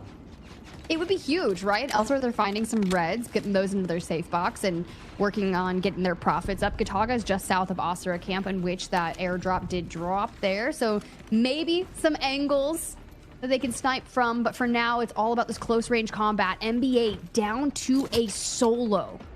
It's going to be really difficult for them to recover when everyone is targeting them. That was Stickinson putting the Uluru ult, the guided rocket in there on NBA. That got the full on SkyT, and that'll be second full for SkyT, so he's out. They can't get him back. And that is the wipe. Jame from Fnatic moving in with the Spideys, and that is, yeah, NBA taken out of this game. It's such a good start for them, but no brick for NBA today. Well, for this game. That's tough for NBA, but that's okay. Plenty of more brick rounds later once we see Space City. For now, Gotaga back from the southern side of Asura camp, looking to get in. Maxa on the Uluru. We're gonna line it up. We're gonna thread the needle. We're gonna find some damage. No, not too much. For Vladid, on the other hand, close range combat. We're just waiting for the fire to go away. We could potentially peek. Yeah, Gotaga now on that outside edge, fighting up through the elevator, trying to get control. It's still LFS with the brick at the moment. They got 1 minute 20. They have everyone still remaining, as we see Fola right here watching. This is Raid Bull on fire, down on low HP. And that's a sneaky angle from Imperator here on FBOV. Does pick up the knock on Obsess. Gonna defend that brick still. All right, Vladid biding their time. I mean, they know they're here, so it's a little bit of a util spam. LFS, less than a minute to go, bringing out the Uluru vibe here. Like this angle. We know what it takes to hop the decode here. Some teams are going to start making their presence known once it gets to 30 seconds, but will it be too little too late? Composite Incendiary out is going to block that hallway. Fnatic could be a team to move in. Raptor's going to go ahead and scout Raid Bull, but still, even just at bay, thanks to those Allurus doing the work. They've got great position here, LFS. Yeah, they had two to the north, but we do see Raid Bull move in now. They're not able to cover that because that Uluru fire pushed them back. Yeah, stick watching from the south because you can grab the brick from the other side, from on top of the railing there. But Fnatic grab it, go back out to the balcony. 3 minutes on the decode. Obviously that decode timer dropping down as the Spideys run out onto the elevator, but taken down. Love seeing them just scampering around everywhere. Fun addition to the game, Gizmo. It's it's been fun to see. It is really quite nice, but for Folare, he's holding this angle, waiting for Fnatic to peek through. Bane and Raid Bull not going to inch, not going to give any information away. Gotaga has been outside with this lift working. And they're constantly having to pull their resources over here to not get sieged from that side. Because the moment that happens, they do get the decode. It's about 2 minutes, 10 seconds left. A lot of time to play here. Yep, almost down to 2 minutes, but 9 minutes nearly on the match clock, so plenty of time for it to go back and forth between our different teams. The helicopter causing a nuisance, as it often does. Vladid there from Gotaga getting killed, getting a knock on Raid Bull. Sitting on that little corner of the elevator, see players sitting there all the time. There's always battles going on as LFS grab the brick back. And they've still got really good control of that whole side of Museum, really. They haven't got anyone kind of counting them from behind. Everyone else is fighting on the other side. So that's really useful for the LFS guys. And we haven't really been talking about FPOV. Now, they've kind of been playing really conservative here as you see the full come through on Bane. It's Gotaga Nox that gets the drop on him, and Folare does do the finishing touch to it. But with Fnatic down to a solo, Dame on your screen, half health, just going through it immediately. Putting down some resources, but where you have found yourself is just not in a good spot. Prone, healing. Now 1 kill on the board for Fnatic and just 1 player remaining. No chance of any revives coming through at this point with the chaos in the museum, so that is going to be tough. And as you say, FPOV, they've been lurking in the shadows. Gotaga been a little bit busier trying to push in there. LFS still with 3 up. DE still with 3 out. They kind of went and checked out for a minute. I'm sure we'll see them pop back in soon. It's only just over a minute here, and we've seen it trade a few times. I think the next swap is going to be maybe 2 minutes, I think, for the decode. Interesting to see who goes for that next. Moment of calm here as a minute hits the clock for LFS, and you see this area where Gotaga and essentially DE have been trading places. Only teams of 3, Gotaga, FPOV, LFS, and DE. LFS must win. Like we said, if they start things off with a Brakkesh brick here, it would be phenomenal for their last day showing. But Dark Entities, the consistency of this squad, they just got to get through Gotaga first. Big knock there, and the fall as well. And they lost another, I think, there during that from, 2 hits. The rocket came in from Uzbishka as well. Great play from D. They actually took down 2 members of Gotaga. Just 15 seconds on the clock there. You can see Yersai trying to take it from behind, but nicely defended. No, Obsess gets him back. Great counter from FPV. They're going to get it. No, wait. So close. The decode. 5 seconds here. Stop! And they got it just. The FPV, they've lost a member. Imperator straight bullet stuffs Yersei with a second to spare. You see the fact that the resources are connecting, the utility is going through, it's pulling him off the decode. We're down to 10 seconds, and LFS was trying to hold on. But look at the decode here. 1:30 back. Just under 6 minutes on the match timer for Brakkesh, and Dark Entities is still healthy, fresh off that fight from Gotaga on the balcony. And what are we going to do? We're going to grab the decode. Looking very good for DE here. You can see they haven't picked up a single thing yet. 0 profits, but they won't be bothered by that because they're currently the only team with 3 up. I'd say that FPV do get their res. I don't think LFS will get theirs because Stickinson was down on the brick. We saw that carnage there, that fight for it. FPOV did manage to block the decode from LFS. They were so close to grabbing the brick. It would have been crucial for them, but they didn't do it. FPV grabbed it, LFS grabbed it straight back, and then DE said, thank you very much. So FPV and DE, they got the numbers advantage here. They truly do. But time is starting to be in favor of DE here. Couple of reds in the safe box, moving things around. You love to see it. For Fnatic, however, this is what I'm keeping my tabs on. Full Array, Prone, FPOV have made their presence known, but this is where you've really got to kind of use that Raptor to find out where DE has positioned themselves. LFS down to a duo. Stickinson on the ground. Not res just yet. I don't know if we're going to be able to make that happen with the chaos here, but Vishka on the back line. 10 seconds on the decode here. FPV got a knock there on Folare and the finish, so it's great work, but they need to get the brick. They're fighting on it. 4 seconds. Are they going to get it? No, they're not going to grab it. DE are going to take the first brick today. Huge work for DE. They're fighting to get in the top 2 to get straight to the grand finals day. And they've got a bunch of kills as well. They've got 5 on the board, but only Uzbishka left up for Dark Entities right now. It's a big day for Full Array, right? A ton of kills in that map 1 of Zero Dam, on to 3 thus far. LFS eliminated. And now they're essentially just going to clean out the museum. What a terrible day to be in this museum unless you're Dark Entities. Uzbishka last standing. On to 6 total kills for Dark Entities plus their Mandelbrick. FPOV, still a team of 3, and FNC, a solo. Just such a good molly there, straight onto Obsessed. Unbelievable molly from Uzbishka there with the Uluru. Sorry to interrupt, it's just astonished by that. 7 kills there for DE now. They're just absolutely slaying. Well, they had 8 in game 1, right? 7 in game 2 so far, and the brick. A dang good day for Dark Entities. Come on, my man. Let's get you back up. Jame down there on the low side. Oh, we're going up the stairs. Ain't no way. We're going to take this fight. You kind of have to. You got less than 3 minutes. You might as well get some assets from it the moment he hops the reset. Go, Spiders, go. Fnatic trying to get some extra points and another one.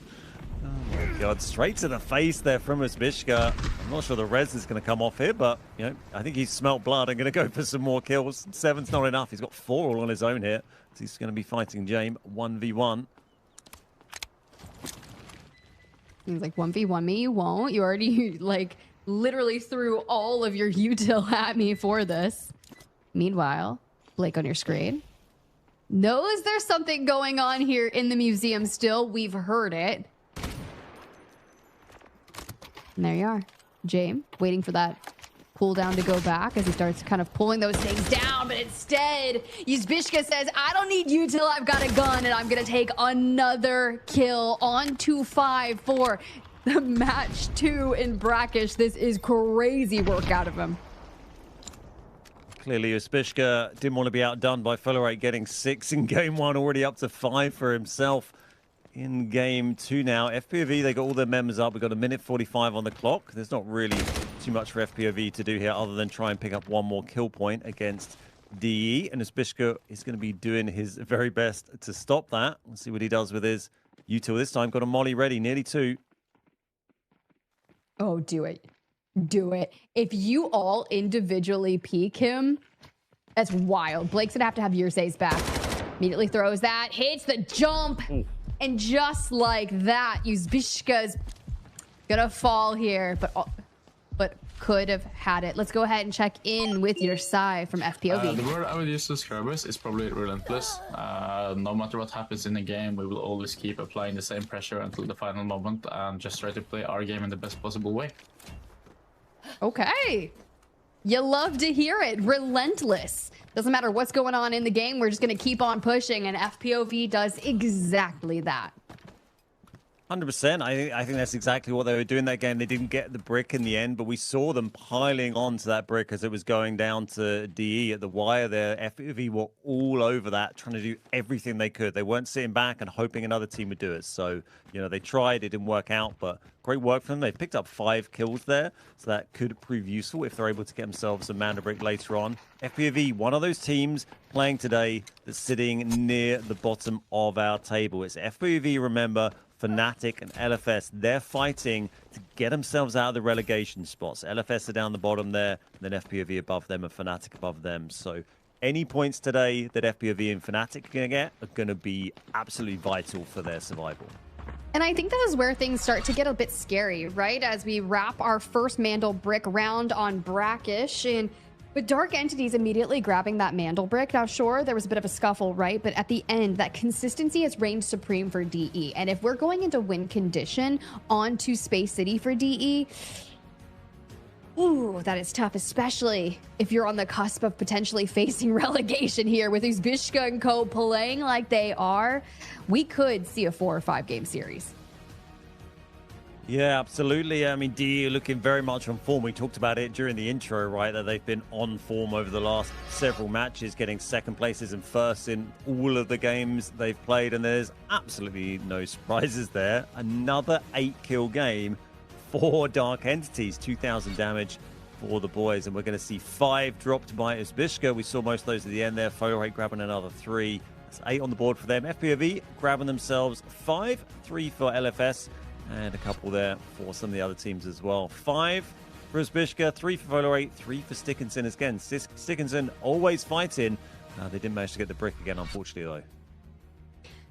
Ooh, but LFS was making a valiant effort to get that brick. Back to our top damage dealer is Uzbishka, 1.4k. Dang, dude is frying when it comes to just keeping that damage output so high.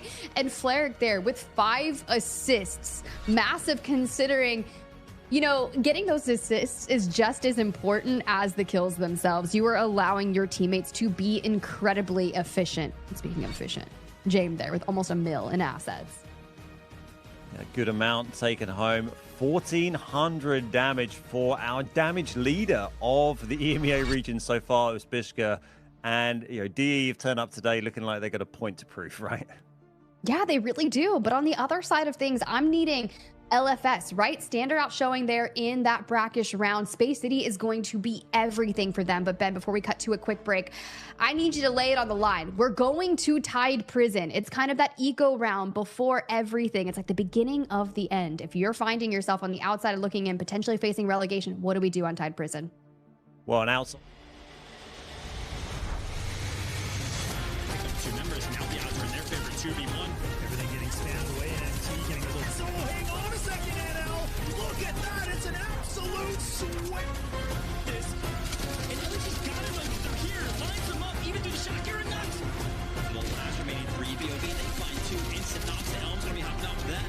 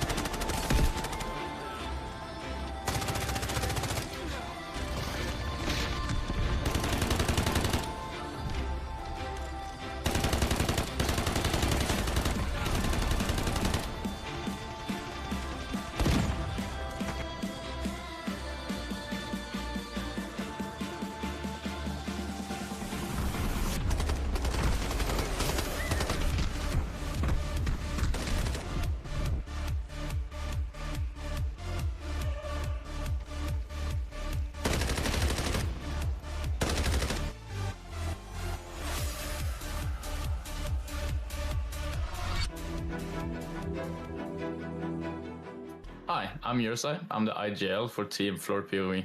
So I first heard about Delta Force through my IRL friends. So that was basically how I heard about it. And after I tried it out, I joined the gameplay immediately. And it quickly became a main competitive game. So the team consists of, we're 5 players on the team. Obviously me, I'm the IGL. We also got Blake as our support. His role is to keep the team together, and there's a lot of the work that enables me and Obsess to do our job, we can say. Obsess is our main fragger, and his job is to create space and win key fights. We also have 2 subs in MX, KX, and Robo, and they've been a huge part of our preparation before Pro League, helping us practice and always being ready to step in when needed. So our last qualifier was definitely chaotic. I think in round 7, we had a really chaotic moment where we eliminated 2 teams inside of classroom and test range. And we also knew that we were winning on points and that both teams were then was contesting us. But it was a lot of chaotic in the heat of the moment. We had 3 teams surrounding us. We had especially Blake. He was extremely screaming about taking the brick and double bricking while we were trying to like get him out of it, and the comms got heated. There was a lot of pressure, but it was really stressful, but we luckily managed to recover the situation and close the game out. And looking back at it, it's funny now, but during the game my heart rate was definitely up. So we have a few things we've been practicing, but I don't really want to disclose it now, or else there wouldn't be any secrets before the league starts. So I think my team, FLOORPOV, will be in the top 5 this tournament. I think we have improved a lot recently, and we have some good things planned coming up for the tournament as well.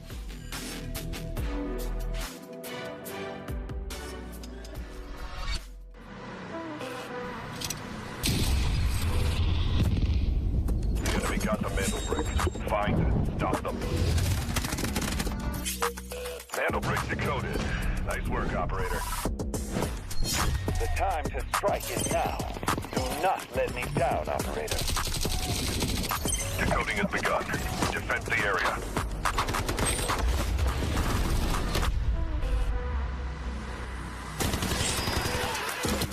Is about to take the first Mandelbrick of the tournament. They're going to do it. What goes around comes around. Oh, I'm not going to do very much. Though. You get barrel stuff. Skydie is getting aggressive. See what I did there? You ain't seen nothing yet. Let's knock them off their feet. There we go. Much damage, and there it is.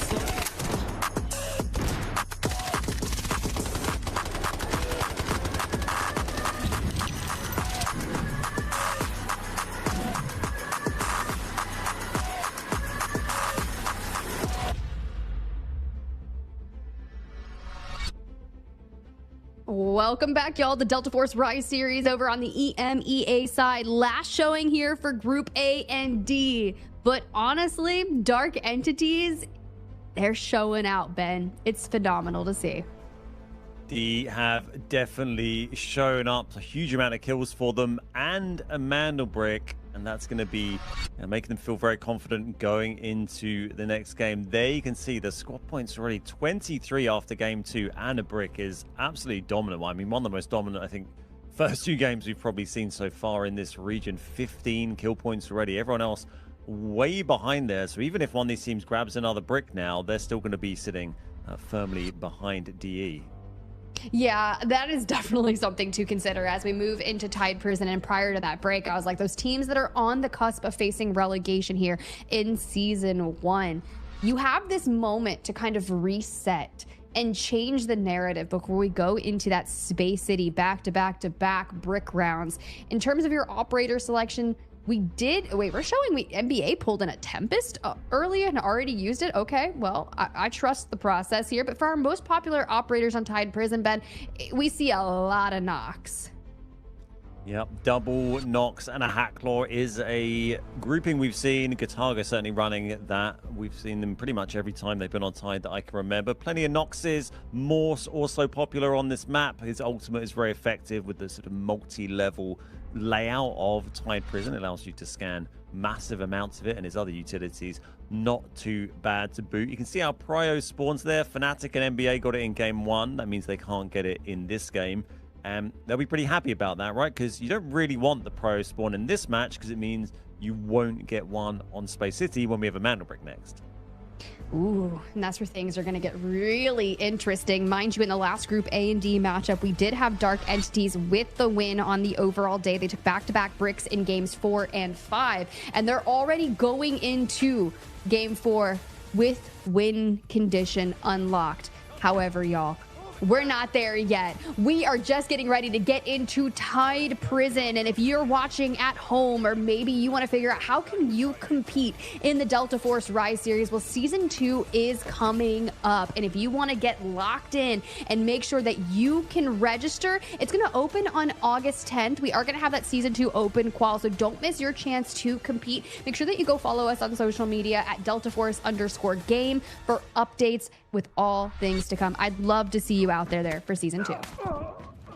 That's round 3 of Tide Prison, kicking off round 3 of the day. And the groups were good fun to watch. I was lucky enough to be involved with hosting some of those qualifying for season 1. And there's some great battles. We saw Yersai there from FPV talking about the groups. They were one of the teams that came through that process and managed to qualify. As we see the layout here, Gotaga and LFS, they got those prio spawns. They won't have them on space. Getting quite close together, but maybe don't expect them to have a fight just yet, because it's normally a little bit of a slow burner on Tide.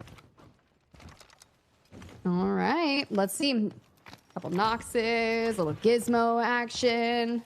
Do I see a double Uluru from NBA? Yeah. Kind of an unusual pick, right? No Noxes, so they don't want to bring Uluru onto space. They're not going to be able to because they've used both of them. Yeah, it is quite a surprising choice. He's very effective for a lot of brick defense, but obviously they've got other operators in mind for that, as Nox has grabbed, I think, the biggest red we've seen so far today, the Mandelbrick supercomputing unit, worth about 2 mil. So great find there for Nox. All right, well, yeah, that is friggin' massive. Love to see that.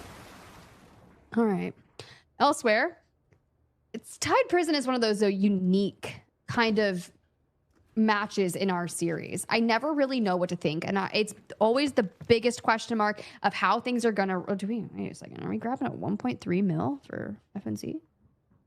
That's nice. Yeah, what's that, cloud storage array? I think it's called something like that. But that's a 2x3 if I remember correctly. So it does, big. Yeah, pretty big, but it doesn't take up the whole safe box. I think that Mandelbrick computing unit we saw, that's a 3x3, so that'll take up the whole thing. They all have a 3x3. Here's we see Yersai shooting down the Raptor bird there. Our team's just moving around doing their thing. And yeah, I mean, maybe let's talk about that game yesterday we saw on Tide Prison as we get a little here from Vlad here. So what's going through my head right now, seconds before the deployment, I can't wait to play, to be on the server, smash the other team, take Mandelbrick and some point and be the top 1 tonight. We have to be top 1. Hey, Vlad's hyped. Okay, top 1, baby. Top 1. If you're not first, you're last. That's the Gotaga mindset right now. That's the old Hat Claw ult being popped. Very powerful. Again, like the Morse ult, it covers a big sort of cone in front of you, so allows you to scan quite a wide area, but it does give you maybe limited information on exactly where players are. But I think given the the map knowledge these players have, they can make pretty good guesses by those cues that do pop up. Yeah, yesterday it's all about fighting outside by the watchtower, right? Huge fight went on there. That was DE that kind of set up that trap, and they're here again today. That was actually a really disgusting fight yesterday. I didn't know what to expect. Chat was going crazy. I don't know if we'll see something similar, and it's also another large item there with Gotaga just kind of changing hands and seeing how they want to approach all of this for DE. Do we see them run it down a third map with an excess of 6+ kills for the team? They'll certainly be trying to give that a go. Gotaga already got 3.4, 3.5 mil here, so they're acquiring plenty of resources. A lot of that will probably be safe boxed at this stage, but eventually they're going to run out of space, and the likelihood of them extracting is probably fairly limited given how these matches play out. Remember, if you're a little bit new to this, you do get a ton of points, and you get a kill point, and you also get loads of money. You get 800k resources for every kill you get. So that's why you see our players really prioritizing playing for kills. They're not playing, this isn't PUBG, and they're not too worried about extracting, getting that value. They can get a lot more value for their kits and their placement by just going for the kills. For LFS, had chances to get that Mandelbrick over on Brakkesh, but turn things around here would be smart. For now, Gotaga has their sights set on first place, but teams that need to perform, kind of outlining this doorway even. Less than half health on the other side. We don't want to make contact with Validid here.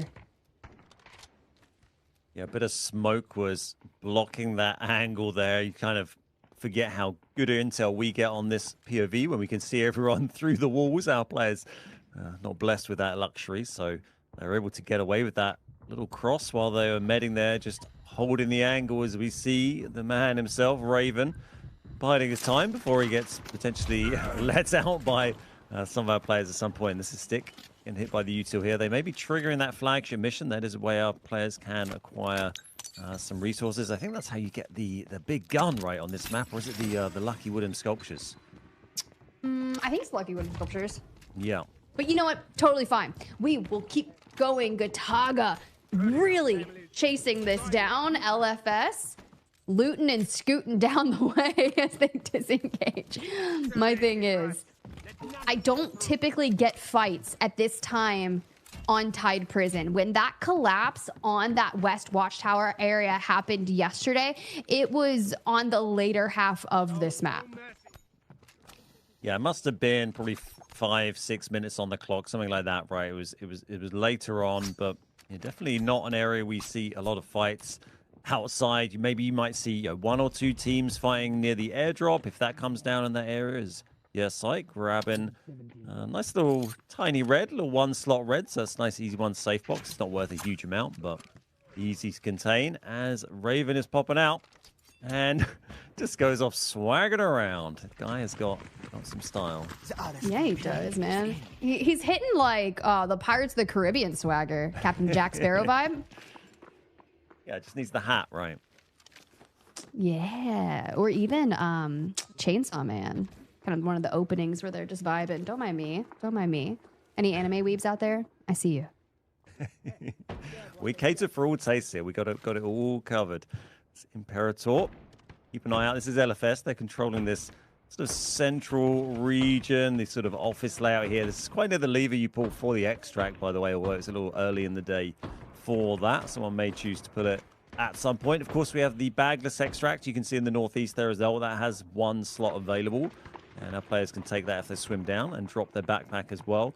And there's also the other extract right down in the water, right in the bottom, that our teams can take should they choose. Although I'm pretty sure yesterday, I think maybe we had one player go out through bagless, and that's certainly not uncommon for Tide, right? Yeah, that's exactly what happened. We did get one player that decided to filter out through there. I believe it was Enter who had extracted. No worries though, as we get to about that 10-minute mark. Airdrop will be incoming in about 1.5 minutes, so we'll chat more about what's to be expected when that lands on the ground. Elsewhere, you still do have DE and NBA kind of towards the north, probably hearing each other, but for Gotaga, who really wants to get engaged, right? You see that Hecla kind of giving them some information, but haven't been able to necessarily track them down just yet. And pretty much all the teams really here, apart from DE, need to get engaged and get themselves some kills because they're really flagging behind, quite significantly, obviously in terms of the Mandelbrick, but on those squad points as well. So definitely, best result for all of these teams here would be just to get a good few kills on the board. One of these teams can pick up, 5 or 6 kills, and there's that cloud array. You can see in the safe box there. Very nice little red. Get some kills on the board. Close that score point gap to D. Hope the D don't come out and kill half the lobby again, because that's not going to help any of the other teams. And then push on for that Mandelbrick in the next games. Ooh, I'm just like getting excited for Space City. I'm just put a heart rate monitor on and see how it's going to be, because I know our players are going to be performing to the top of their capabilities and kind of stressed. I'm not going to lie. Same over here to watch it. And also that whistling. Like a horror game. Probably going to hear those bosses having a little fight between each other as well. And occasionally, we're even blessed with seeing the boss managing to knock one of our players as well. There is the airdrop that has landed. That's going to have some reds in it for our players should they choose to grab it. Didn't look like anyone was really on it at the moment. These players, they want kills. They're not too fussed about a few reds and golds from the airdrop. They want to get their kills. That's what they're prioritizing here. It's their final day in the groups. They got to make something happen. Man just hit a full somersault and let's get him. Knife him right in the back. Bye, prison guard. for NBA. Still kind of dancing around. Now, I will say DE has been in this vicinity and they are playing small, not really making a lot of noise. See the Fallen Prince Raven there, working on him. Raven having a real bad time there. It's a pretty one-sided fight. Or Raven, I think he's gonna go down. Yep, there he goes. 1 for Prison Guard, 0 for Raven, unfortunately. That was such a dramatic fall. I'm like so tempted to like recreate it and be like, ooh, but regardless. NBA back onto their POV as they just work their way through this area on the northwestern, checking all the things. Okay.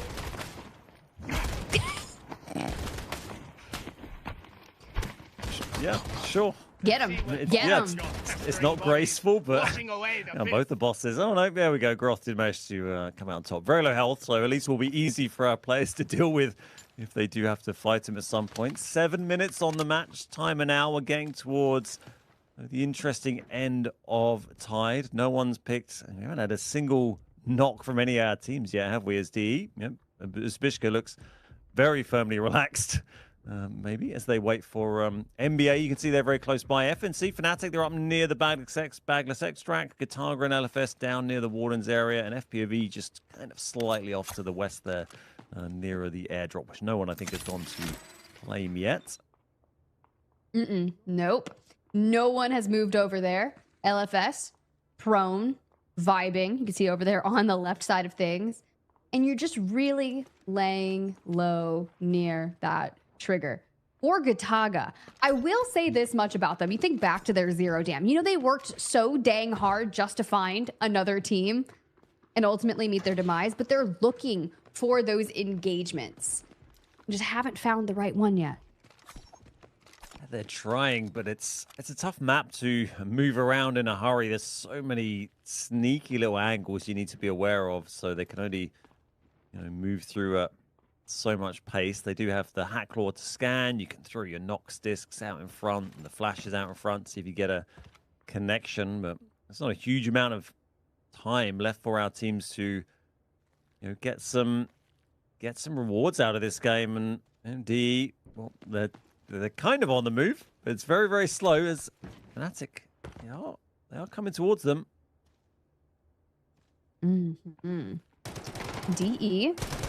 There it is. Flare gonna make that initial engagement with Jame on the front line. Down and out. Zbyszko pops Silent Assault and immediately starts moving straight towards Bane and Raid Bull, but they disengage not quick enough, still leaving their back line open as Fnatic starts to fall apart. Now, mind you, they had found a ton of valuable resources as Raid Bull is just on the run. You know they're hunting this down. They're the only two teams up here. But for now, Raid Bull's on the move. Well, that probably comes as a surprise to absolutely nobody that the first kill was on the board there are for DE once again. They've got 2. The helicopter extraction, that's been...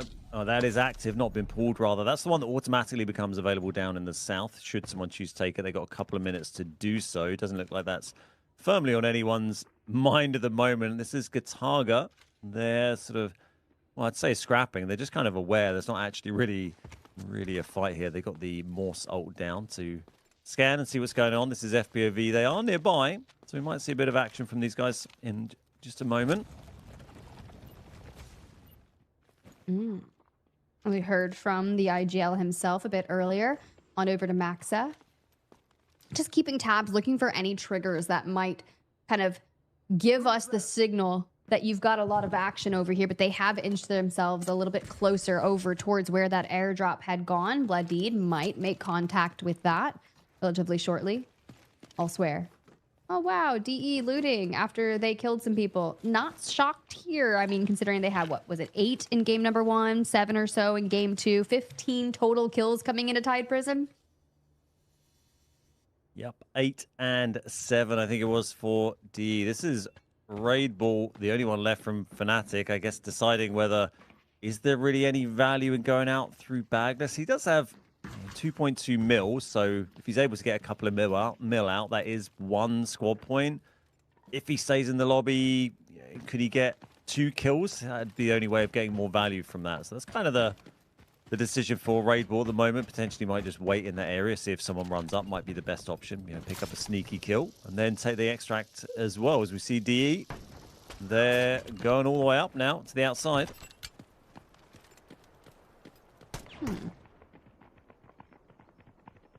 All right, well, there you have it. Little POV of that airdrop sitting by itself. All lonely. Oh, wait, Flarik, finally, you're here. Let's see what you get. Oh, okay. A little 275K. Okay. We take that. Yeah, three single slot reds there. It's not, you know, it all adds up. They're nearly at 4 mil. Of course, that involved them all getting off the map as well, which is not going to happen at this point because there's only 2.5 minutes left as our teams are coming together. So it's all about fighting for kills, but they can get that stuff safe box. Nice small reds is going to be perfect for them as Maxa pulls out the drones there, gets back up to full HP. Got the disc ready to throw should he need it. And Gotaga, as we see Nox taking down Stick, once again picking up kills. Uvela getting some of Gotaga as well. And Gotaga, just like that, Nox, Fledid, Maxa, they're gone. That's really just unfortunate for Gotaga. These are one of the teams where you want to hear kind of what has been going on in their performances for Zero Dam and Tide Prison because they are looking for these fights. But as they go to get into them, there's just these little tiny mistakes that keep occurring in which they're getting wiped for Gotaga. Going into Space City back-to-back rounds soon. You have to minimize those. For FPOV, your say. Looking for angles in Skydee and Uvalier. The double Alluru squad here. You're using those up. We come back to LFS, who had just recently had Imperator knocked by Blake. A nice knock there. I don't think they've got the confirmation on that one just there. You see Imperator just outside of the huge pile of fire. Might manage to get away with that, depending on what util comes in. This is Raid Ball, has ventured into the map. This is our last remaining member of Fnatic. We saw him by Bagless just a short while ago. Decided to come in and play for kills in the final minute of the game here. Still so many players left alive. 2, 3 full teams.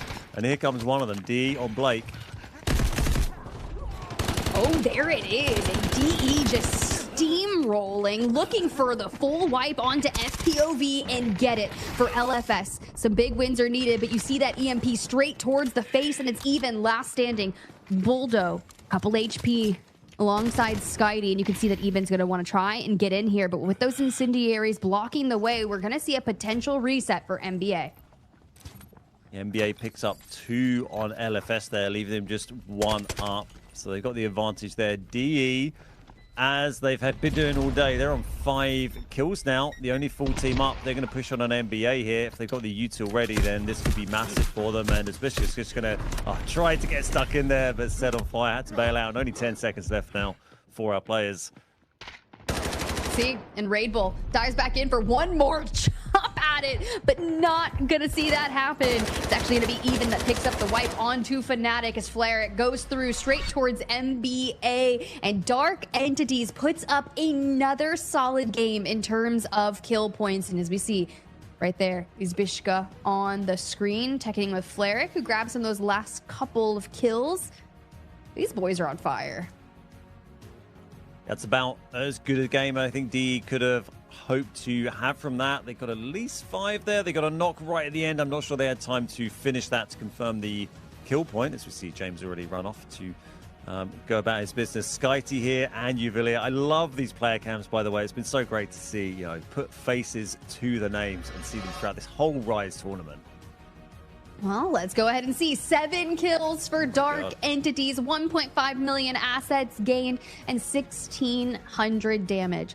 At this point, who is going to stop our S-tier dungeon bosses, Dark Entities, on the day? Because they're looking phenomenal. Flarik leading the charge there with 4 kills out of the 7. But then you kind of dive down. NBA grab 4 kills, and Living for Success, who are looking for some action, do get 2 kills. Another massive kill game for D there. 4 for Flarik. I think it was Folerate who got a bunch in game 1.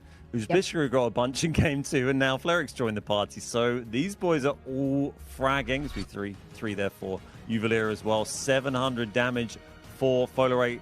600 Flarik. So massive damage by D. I think it was over 2,000 for the team, right? And Stickinson again, just always up there, getting some damage done. Definitely. I mean, they did get 2 kills that game, so LFS showing some signs there as we start getting warmed up for our series on Space City with the Mandelbricks coming back. But our top asset earners, you got 2 mil for Nox, and that's because you had some reds you threw in the safe box, and not too bad for Bane and Fleric there. Nice amount of reds to be found on Tide Prison. There is Fleric with the 4 kill points, 600 damage and 1 mil asset gained. Our MVP for round 3, our Tide Prison game, our only Tide Prison game of the day, because next up, we're going to be jumping over some back-to-back Space Cities. Ooh, back to back to back. And the thing is, with Dark Entities playing the way that they are and sitting in win condition, they could just send us home after 4 games and be like, you know what? We knew what we needed to do. We're looking to get to the top of that overall leaderboard on the group series standings, and we're going to do it in a dominating fashion. But with those Space Cities on the horizon, let's go ahead and jump to a quick break, and we'll get back into the action shortly.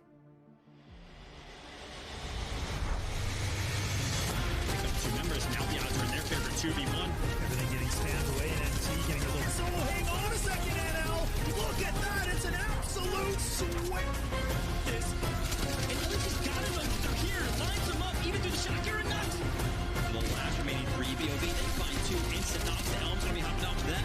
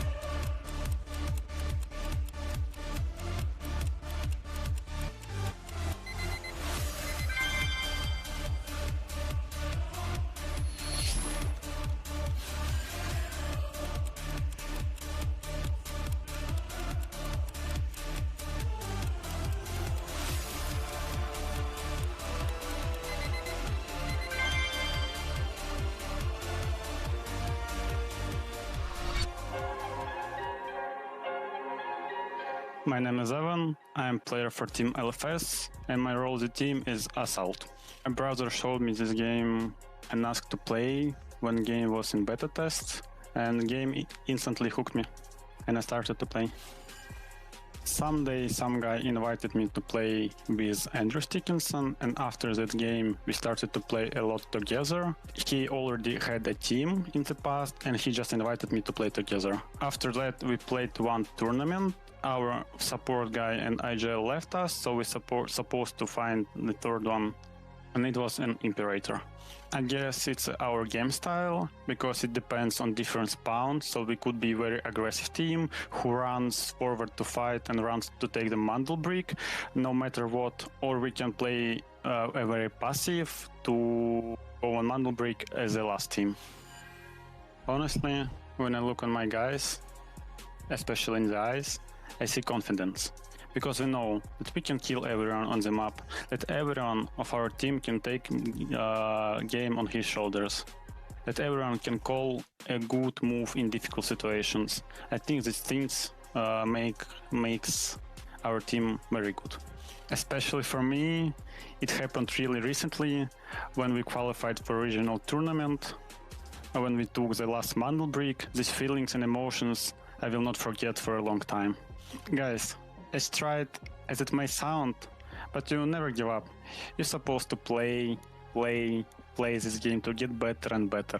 And also the important thing is to watch tournaments like this, to notice some interesting moves to get better.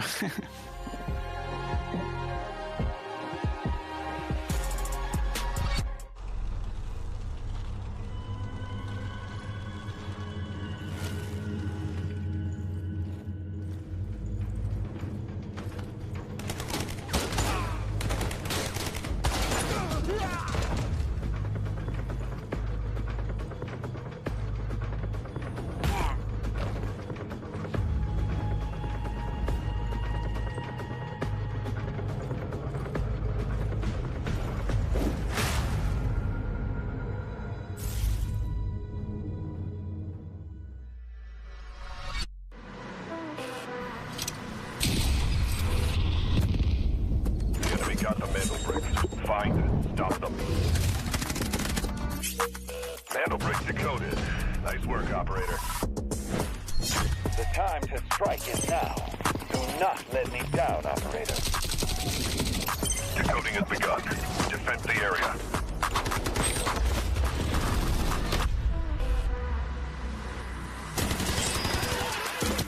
Is about to take the first hit to bring up the tournament, and they're going to do it! What goes around, comes around.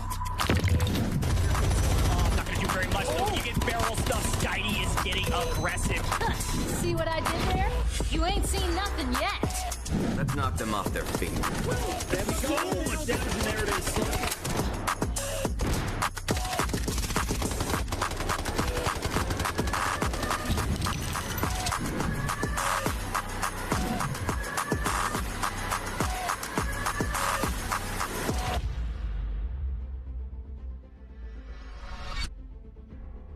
It's time to lock it in, y'all. We are about to get into our first Space City of the Delta Force Rise series. Week 4, Day 2, Groups A and D's last showing. And as we peruse through Dark Entities, getting into Gotaga. Oh my gosh, Gotaga. Maxa, you got a fan on your face, bro? Cooling down? I see you.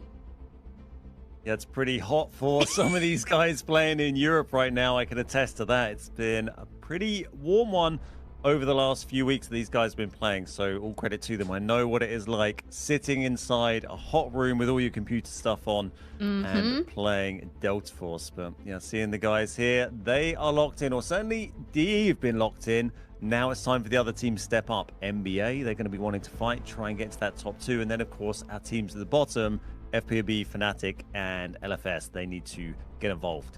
Very true. We do have a lot of French players here today, and I was out in Paris just, I think maybe 2 weeks ago at this point, and I was getting cooked.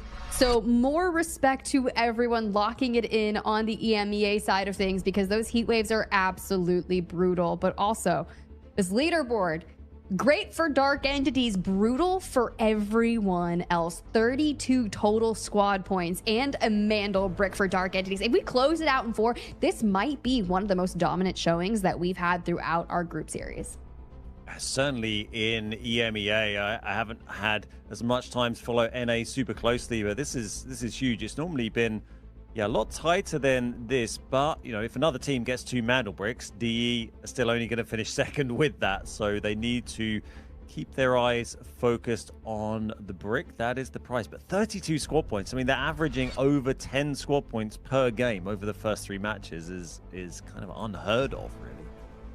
Ooh, very true. As we look through our map rotation, you can see it was Dark Entities, like we said, that got that initial Mandelbrick on Brakkesh alongside the airdrop round. As we move into rounds 4 through potentially 6, Space City is where you'll likely see our teams start to invest their Tempest. A lot of Tempest on the board for our players. No knocks for Gotaga. That's totally fine. Most people pull them out on Tide Prison.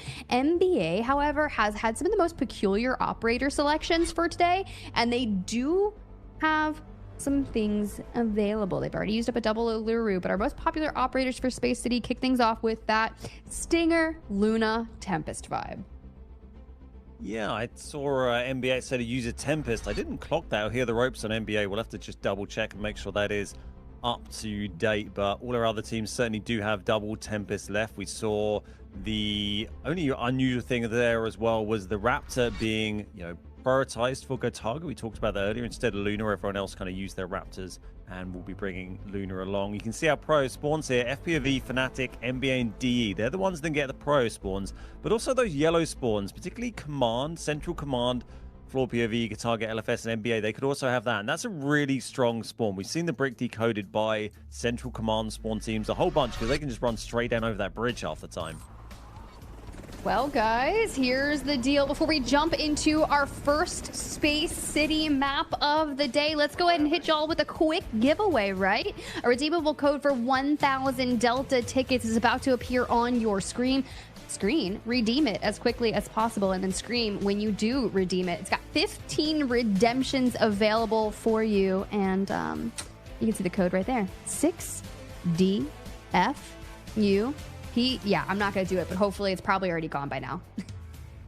Bit of an easier one for our viewers to type in, and hopefully you managed to grab that code. If you're quick enough to do so, we're going to have more coming for you over the rest of the event. But for now, we've got our first outing on Space City, our second Mandelbrick becoming available as we jump into round 4, and this is going to be LFS. They're going to be rushing towards FPOV as they come in through the west gate here.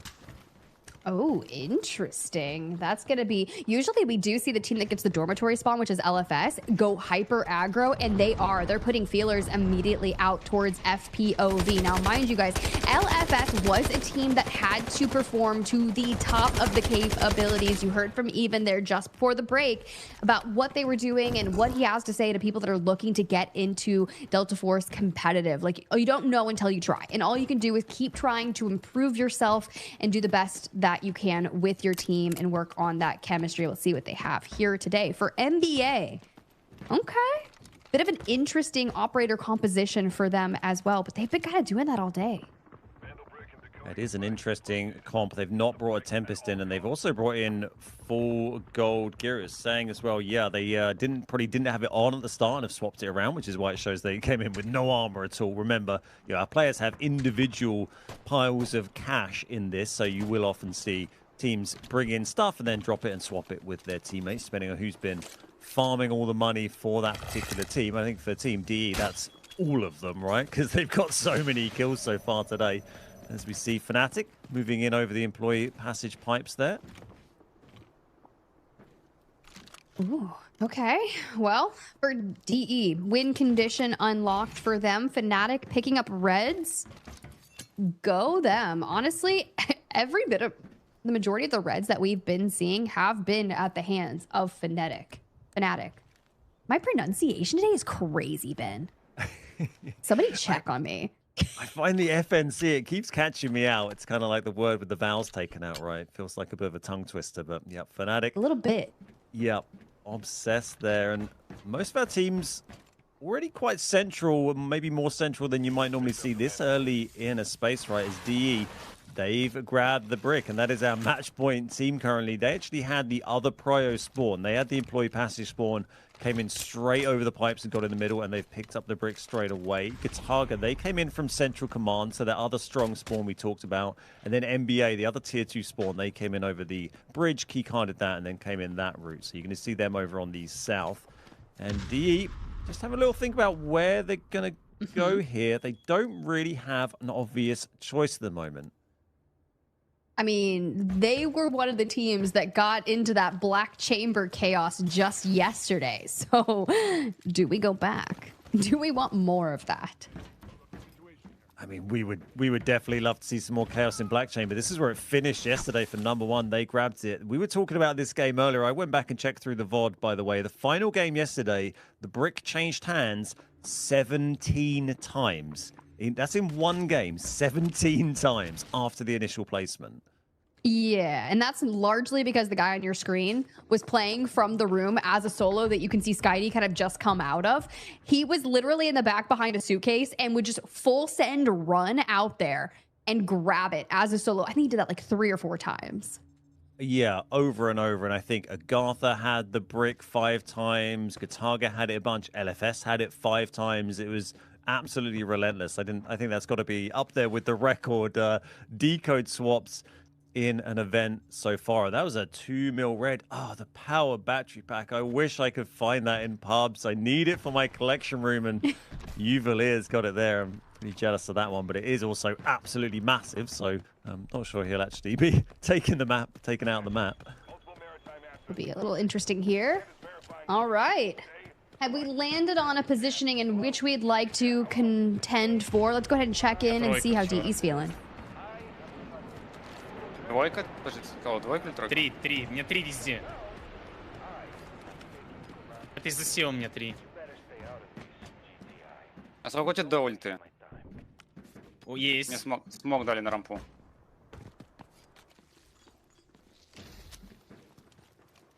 Skyti actually getting knocked there. That was from Team Gotaga, I believe, getting the knock on NBA. That's going to give D a little bit of wiggle room. And what we can see from our map here and from the actions here, I mean, It does look like they're going to try and push this. I thought they might try and move north. We did see NBA the other day in one of these matches make a huge rotation from the same position out to the north and all the way around to the dormitory decode. Kind of caught everyone napping, and they've kind of got a route to do that if they choose to do so. FNC are lurking outside, but there's no one across Central Command on that bridge. So if they're able to cross, that would be an option for them. But they've got 2 minutes to decide this. It'd only be bold if they push south, I think, right now. I mean, be bold. No, actually, no, don't be bold in your last showing. You have to be very smart on every bit of the decision-making. Gotaga, who have been trying to make something happen. It's okay, because DE still has not committed to a decode station as of yet, but all they are doing is getting that information on how they want to approach it. Because if you have to fight to clear out a potential path to a decode station, it's not really giving you a lot of time to make that happen. But there you see it. Bullere escorting alongside Fleric, joining alongside Izbishka, who's been staring out through the window, kind of looking, and Gotaga finds NBA. Instead, it's Buldo with the first initial knock on to Maxa. That's going to be a brutal spot for NBA to get caught out there. I'm not sure how many they got in that room. It is, yeah, both their remaining members. So Buldo and Uvalir Skyty went down earlier on. We saw that. That was further up the stairs. Indeed, they are making a move. If they left this a bit late, they might just make this. This is the route I expected them to take. Obviously, we have, you know, the all-seeing eye. We can see everything that's going on. They managed to get out there. It was only really Fnatic they needed to dodge. And now they can move across here. And they should, if they're quick, just about have time to grab this Dorm decode. It is going to be very tight, but I think they might just make this. And you can see FPOV there. I think they're potentially reading that, unless they're just reacting to LFS. I think the team's now realizing, well, also, of course, it's a Mandelbrick, right? You can see where it is. You can see who's got it. Also true. And as it is absolutely making its way towards dormitory, you have to think about how they're going to be able to set up on the defense. They have probably 20 or so seconds before people start to make their way over, because everyone's going to have to be conservative and watch their LOS. You have LFS that's going to be coming down towards the south side of things, where FNC is really working on the central command area and clearing it out. But back to Gotaga in the NBA, a brutal engagement over here on the Black Chamber side of things. Case that, you know, decode went this way. Instead, they find a brawl. And all of this is going to play into the hands of D perfectly, because it just slows down these teams coming to fight that brick. Another nice red pull there for Rabel. Another annoyingly one that I need for my collection room, but that's enough about my collection room. As Stick picks up a knock on Yersai, and again, teams scrapping and third party each other while the team decoding is just chilling. And that's a really hard spot to push, as we see Uvalir taken down by Nox there. Yet another kill on the board for Nox. Got so many this tournament. Now that's going to be a 1v3 against Buldo into this little room. They need to get this wrapped up quickly and just get out of there. Yeah, they do. Go ahead and invest some util. There's only so much you can do as that rolls on in. Vladid wants to take the fight, and Buldo finds himself just unfortunate situation as Gotaga has moved in. And interesting development down here. By the way, D placed that Mandelbrick down on the decode with 1 second left before it respawned. They timed that perfectly. What we're going to see here, yeah, this is Stickinson getting a knock on Uzbishka from D. They're decoding that brick right now, Dark Entities.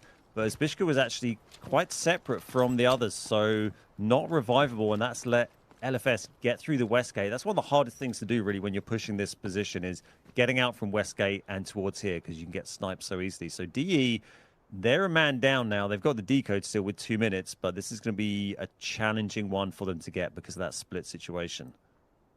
How do you guard the Mandelbrick, your north and your south, with just a duo? You can see LFS have now made a pit stop over onto Izbishka as they loot throughout, but Fnatic is the team that was coming in from the northern side, and they are essentially kind of deathballing together, staying as a team of 3 with DE, Fleric, and Folere. I mean, look, they've been popping off. All 3 players on Dark Entities has been.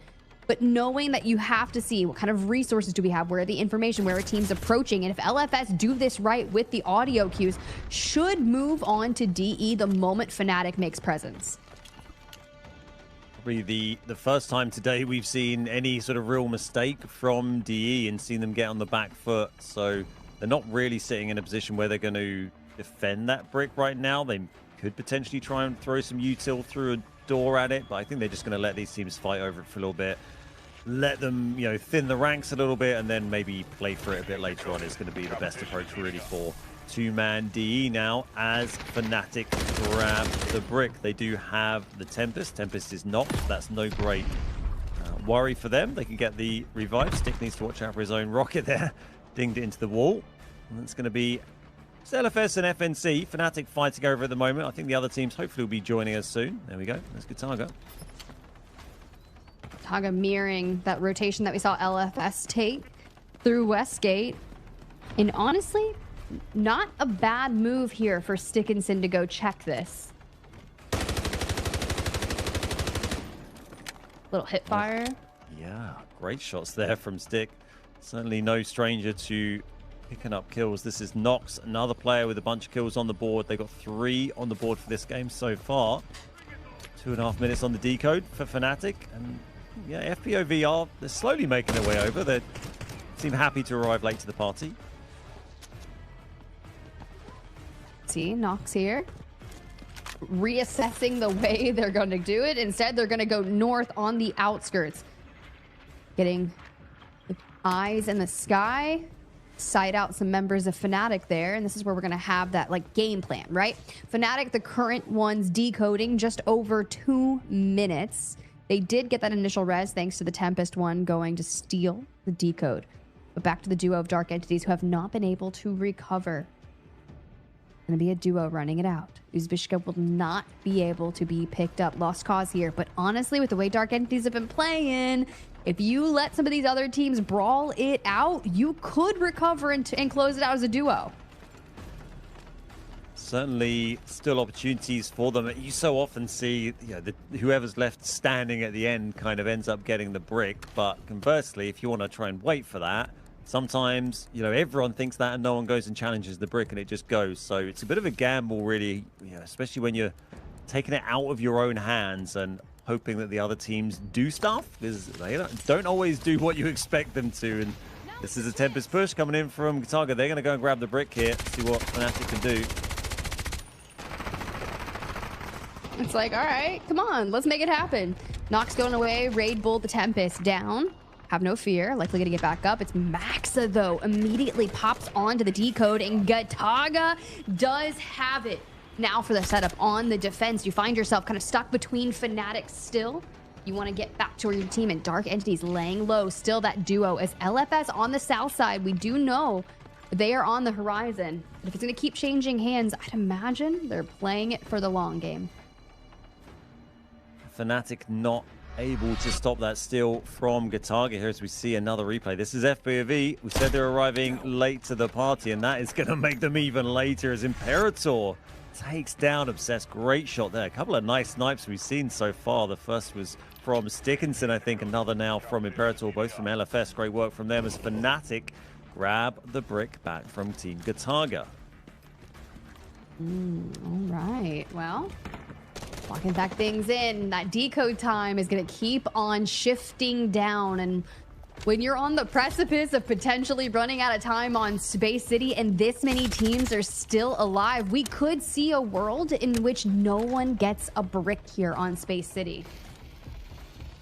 Yeah, a great spot there. Only 4 minutes on the match timer. And yeah, that's kind of what happens when you see someone grab the brick and then sit with it for so long. They burnt 4 minutes on the match clock, right? Just by sitting there with the brick D and then came over. And it's only swapped hands 2 or 3 times now. Already getting to that thin end. So let's see. I mean, ideally, the best result for DE, if they can't take the brick themselves, if no one gets the brick, they'll be very happy as well. But that is Fnatic losing 2 there. They've just got the Tempest. No, they've got no one. Fnatic are gone to LFS. No chance for Fnatic to get a Mandelbrick here on Space City. Dark Entities still alive, still in win condition, but LFS with the decode need every bit of this. Mind you guys, a point goes the way if you get a Mandelbrick to go alongside your score for the day. Defense has to be flawless. Ropes dropping there. That's going to be Gotaga running in for another go at it. LFS is going to try and block, but it's tough to do. No, they do get the knock on Maxa, so that sends the Tempest back. They're going to have to wait for that ult to reset, and that won't be ready again before that Mandelbrick is decoded unless someone else interrupts. So that is a huge knock there for LFS, and it's going to be FPOV maybe might be able to interrupt, but it's still a little way away. Keep protecting the Mandelbrick. I'm starting to get nervous because with the time as it is running down, if anyone pops this, maybe 1 or 2 more changes. LFS though, 40 or so seconds determining their fate. And Imperador is just keeping his eye on that doorway. And remember here, our teams, unless they've got intel themselves from who they've been fighting, they don't necessarily know who is decoding this brick right now. So, you know, they need to play like this match is about to finish. This match is about to end. This could be a second brick for DE for, you know, all some of these teams know. LFS, they know obviously that's not the case because they've got 15 seconds on the brick and even is getting on that brick and he's going to play his life. This could be huge for LFS. And here we go. Gotaga on the move, but 4 seconds for LFS. LFS looking for a Mandelbrick. They extract with the Mandelbrick. It's decoded and now go into win condition. When you think about Space City on the back-to-back, dude, if LFS walk away with 10 points on the day, like we're just literally just theory crafting here because at this point, if it ended and we went to game 7 and we only saw 1 Mandelbrick for DE and LFS, DE has the squad points to get the top of the leaderboard. But dude, LFS coming into this day with 5 points on the group standings. They've given themselves a chance here. They had a very slim chance coming in today. Remember, last games for both groups playing today, last games of the group stages. So they need to give absolutely everything today. And with that brick, yeah, LFS they've given themselves a lifeline. They also need really Fnatic and FPOV to score very badly today, so they kind of need to hope that they're at the bottom of the table. And LFS really only a double Mandelbrick win will do, but you know, they are halfway there. They've got 1 DE. They lost Zbyszka early and they've just had to sit there and watch, and that brick has gone, and now it's just playing for kills for the next 40 seconds on Space City. Doing just that. All right, we're locking it in, having some fun alongside it. But let's get some kills with that Mandelbrick. Okay, not what I was intending, but Gotaga needs them as well. Gotaga pick up the knock on to Stickinson, who extends out a bit too far. Now even looking for some crazy flank play, gets found out by Obsess. Nice knocks coming in from our players here. This is Maxa moving in hyper aggressively. One of our highest kill players we've seen so far in the tournament, and does manage to pick up, I think, both kills on the remaining 2 members of DE there. So nice scoring for the boys from Gotaga, but no brick for them. The brick this game has gone to LFS, living for success. They're right down the bottom of the table today. They need absolutely everything, and they have the tiniest of lifelines now. Tiniest of lifelines. Look at their faces. Like they know what they're doing. And when you saw number 1 yesterday get to close things out, they were facing relegation and they locked down double-digit points on the group standings and put themselves in that kind of contending spot for the survival stage. But I'm seeing the smiles from LFS. They know they are doing everything that they possibly can to prolong their life on the tournament. And there we have it, the best team on Space City, 5 KP and a Mandelbrick. Okay, LFS. Yeah, great work for them, and they've given themselves a chance. And even if they don't manage to get themselves out of that bottom 2, it'd be great to see them just have a good performance today, and they can walk away with their heads held high. 7 kills for Gotaga there as well. Worth mentioning that. 5-4, living for success. We saw big snipes coming in from Stickinson and on Imperator. That one from Stickinson especially important because that really opened up DE. That got rid of Zbyszka, who was separated from the other members of DE, and allowed them to move in. So that was crucial, gave them good positioning. 4 for Maxa, picked up 2 on DE right at the end there. We saw those 3 for Stickinson and even grabbing 2. And you can see 1,000 damage almost for Stick on his own. Okay, that's some massive damage there. Max there at the top of the kill leaderboard, going to be second on damage in terms of our assisters. Nox kind of getting in there, along with Vladid and Imperator. Now, thinking about LFS getting their 1 brick here, they've only historically had 1 brick throughout the group series. So knowing that they came in and did what it needed to be done, but Raid Bull finding all the assets yet again. He absolutely did. And our MVP of the day is going to be Maxer. I think mostly thanks to grabbing 2 kills in about the last 2 seconds of that round. Well done for Team Gotaga and Maxer grabbing that one. Very interesting story. I mean, this is such a great thing to follow now. We have DE, who are one team with the Mandelbrick, fighting for those top 2 positions. And then we have LFS, complete opposite side of the table. They've got the other brick fighting for survival, and they both want that second. They truly do. And honestly, who's going to be able to take it down? We do have 1 more game at least for the tournament day here in week 4, day 2 of our group series. Let's go ahead and hit to a break, and we'll see you guys on the other side.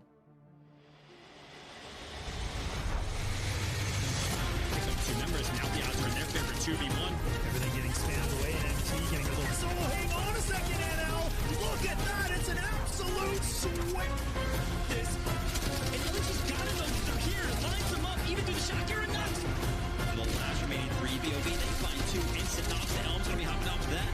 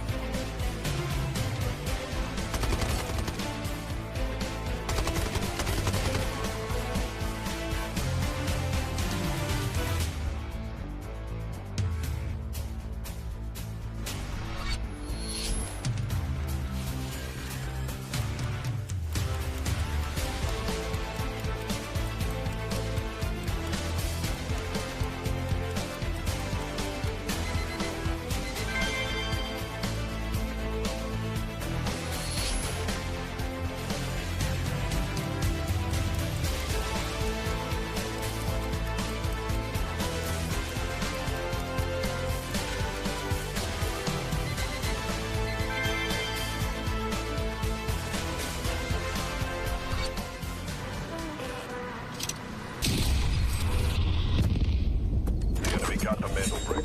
Find it. Stop them. Mandelbrick decoded. Nice work, operator.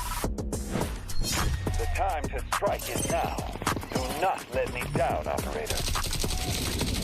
Decoding has begun. Defend the area.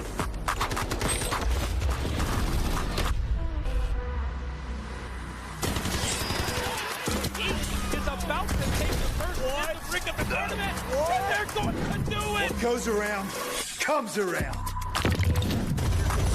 not gonna do very much. Though. You get barrel stuff. Shiny is getting aggressive. See what I did there? You ain't seen nothing yet. Let's knock them off their feet.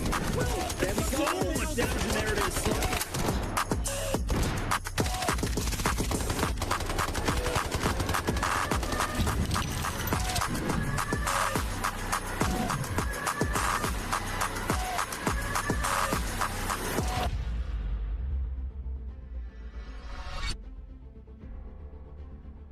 Two teams in win condition, and LFS fresh off a Mandelbrick on Space City, fighting to prolong their life in Season 1 of the Delta Force Rise series. Guys, we are back. We are just getting started here. Or is it the beginning of the end for some teams, Ben?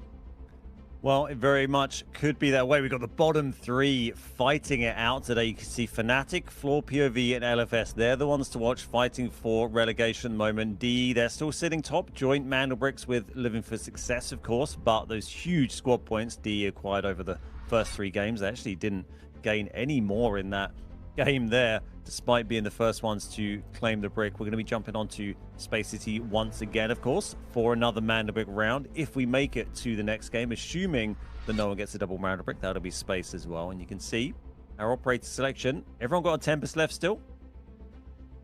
Ooh, actually, now we look at it, LFS got that Mandelbrick without a Tempest and can expend one back-to-back if we should need to. I like that for them. A couple of Valurus on the rise as well. So it's only gonna...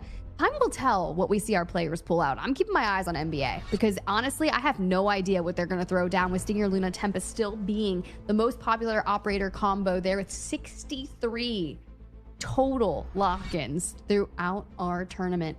And that Tempest pick rate, we're just going to keep seeing it go up here on Space City always. Yeah, NBA, I think one of the teams today we've not seen really at their full potential yet. And you can see the spawns they might have. They might have a tier 1 spawn going into game 5 today. Could also be Fnatic, Gotaga, or LFS. Going to be interesting to see who gets to charge in through the West Gate. We've just about seen everyone make it through, I think, the past couple of days, haven't we? Sometimes we've seen some absolute disasters there. I think it was Team Genius that got wiped through a little while ago. But we are jumping into our next game now. And before we do that, y'all, if you're at home wanting to see what the heck is going on, maybe you want to play for Season 2, go ahead and get your team together and sign up for that Season 2 Open qualifier. Of course, registration will open on August 10th, which is crazy because that's 9 days from now. We're in August. 2026 has been action-packed, so don't miss your chance to compete and see if you've got what it takes to get some of those Mandelbrick decodes and chow some of our heavy-hitting squads. You could be looking just as good as Dark Entities is today as we kick things off in round 5 with them. This is going to be DE pushing NBA, and they haven't got any smoke down at all yet. They're going to go for smoke late here. I'm just curious what their players. They've got gizmos, they've got the smoke grenades. A little bit limited on option. Obviously, you'd rather have maybe a stinger there, gives you a huge smoke you can deploy. NBA just waiting for the mag dump, and they can probably sneak in here, but I think they got let off the hook there. Yeah, actually they do here. We got the Luna Tempest Stinger combo here for DE. They're getting serious. We're gonna go for, since they've got that match point unlocked, Skydie. However, on the ground, if your Tempest has been fooled, things may be getting more interesting for NBA. LFS, who are also on the table with match point unlocked. What are we gonna see here as everyone is starting to move towards where that Mandelbrick has spawned? Great move from LFS there. That was hyper aggressive. They came across from the central command spawn, one we talked about being a pretty good spawn, even though it's tier 2. They came straight across the zips, heard that fight going on. They obviously heard NBA. They were quite slow getting in through Westgate as they were waiting to get their smoke down, and that just allowed them to get the shots on Skyti. As you say, their Tempest, and we've seen another knock here. This is Jame taken out by Maxa through the stairs. Oh, dang. Ain't no way this is happening. But that's okay. Fnatic definitely getting eyed down by Gotaga, but LFS also hearing the engagements, putting pressure down as well. It's going to be a really interesting map here on Space City. We outlined the fact that DE is fighting for the top 2, looking for auto qual into the finals next weekend on Sunday. And LFS just looking to avoid relegation. Fnatic just ahead of that cutoff line of the bottom 2, so needing to show up and show out. But as you see, what people have invested here, Gotaga, Fnatic, LFS, pretty much solid gold. DE bringing in the gold ammo alongside FPOV. Maxa already retreating back on that Tempest ult. Yep, Gotaga grabbing the brick with the Tempest, so that timer has begun. They might find themselves in a similar situation. They didn't have a decode station lockdown, but they might have a little bit easier access into the black chamber potentially here. Yeah, looks like they're going to move down, and on the minimap there, can't see anyone in, so we are going back to the black chamber decode, the one we saw absolute chaos on yesterday. Let's see if it goes that way again. It's certainly been placed on it very early. We've got 15 minutes on the match clock for our teams to decide what they want to do. Also, just a quick note that Skyti did get revived there, as well as the other player that we dropped, so we're back up to a full contingent of all our teams now. I'm going to start a tally. We had, what, 17 you said yesterday? 17. In Black Chamber? Okay, cool. So far, we got one for Gotaga, and they're just about to get 30 seconds done and dusted on that decode as everyone is starting their rotation throughout. Fnatic, we're kind of guarding that horizontal test workshop. Decode are going to have to get their way up towards the north, LFS out towards the west, and you are 100% right with NBA back to a team of 3. FPOV, though, do have to play from the far east and will have to cross to get over there. Interesting for them. A little bit like last game, really. FPOV spent a lot of time kind of roaming around on the outskirts and playing it slow, trying to time it right to just turn up at the ideal time. It didn't work out for them last game. You know, they didn't really manage to even get a chance to try and steal that brick. They're going to want to make sure they get a little bit more involved. You know, they're one of those teams, them and Fnatic, they're fighting, you know, just on the edge of that relegation zone, so they need some points. They don't necessarily need the crazy amount of points that LFS need, right? LFS basically only a double Mandelbrick win will do. Nothing else, I think, would mathematically get them enough to get out the bottom two. So not the same case for the other two teams. They, you know, if they could get 6-7 points, that could well be enough for one of those teams to survive. Well, we'll have to see how this one plays out. But if Gotaga gets the decode about halfway through, and so far they haven't really had any challengers in the Black Chamber, you have to think about what that looks like for the duration. Then we go into Space City, Game 6, and LFS, each map that goes by, like each time it changes hands, I just get even more nervous as we pull up the map feed. You see that LFS has been kind of locked in there. Same with NBA, out towards that ramp side of things, inside the building, kind of looking on the horizon. Fnatic do move up just a bit closer, but haven't quite invested the time. The biggest movement on the map right now is FPOV on the eastern side, kind of working to clear some things out, and then DE are full sprinting. But someone has to chow. No one wants to make the first move here. You could even see on the map there, FPOV were kind of rotating around to the sort of employee passage route in, maybe, as we see Max grabbing a star sensor there. D now moving in a little bit closer. No, this is actually the opposite corner, isn't it? This isn't even where the Mandelbrick is, and there's only just over a minute for Gotaga with, you know, just not enough pressure on them. With this stage on, they're going to have all their util available to throw at whoever turns up first. By the time you've recovered from that, you know, that clock's pretty much run out. This could easily be a free brick for Gotaga here, I think. But the thing is, there's no way. Fnatic do show presence, right? Raid Bull initially with the brunt of the damage thanks to the Tempest there, kind of going for the steal. Do not get it. Vladid on the low ground defends the Mandelbrick to perfection. And with Fnatic being the only real challenge to swipe the decode, someone's gonna have to make a move. NBA finally deciding to full send out through the south side. You've got to take that fight against Vladid because he's going to throw his body on the line to get this. Everyone just snoozing. They've left it far too late to push in and take this. This is surely going to be Gotaga's. They've got this controlled all day long. I mean, these teams are just fortunate this isn't LFS or DE. They could have been walking away with the match right now. SkyT's going to run in there, but no chance getting in. 1 second left. Free brick from Gotaga. Well, it's not the 17 decode swaps we had in the end game yesterday, is it? Not a single one, just the placement. And Gotaga grab a brick. 3 teams now with a Mandelbrick. I don't even know what to say about this. Just the stark differential in which we had yesterday in Black Chamber and then today. Which, to be fair, if anyone's going to get it, Gotaga, after having their hands on the brick yesterday multiple times with Maxa just trying to survive. You know what? We'll take it. Karma says you go back to Black Chamber and you have a bit of an easier chance to make it happen. Yeah, just great work, you know, from Gotaga. You got to be in it to win it. They got that brick early and got it down, and you do see these free bricks go sometimes. So it's always good to be the first one to get it down, as we see Bane also go down to DE. For Team Gotaga, they're probably fighting a slightly lost cause in terms of the table here. They basically needed 10 points to just creep into the top 2. So that's a double Mandelbrick win, which they could do. But they also needed DE to basically score 0 points, which, I mean, that's not going to happen, is it? No.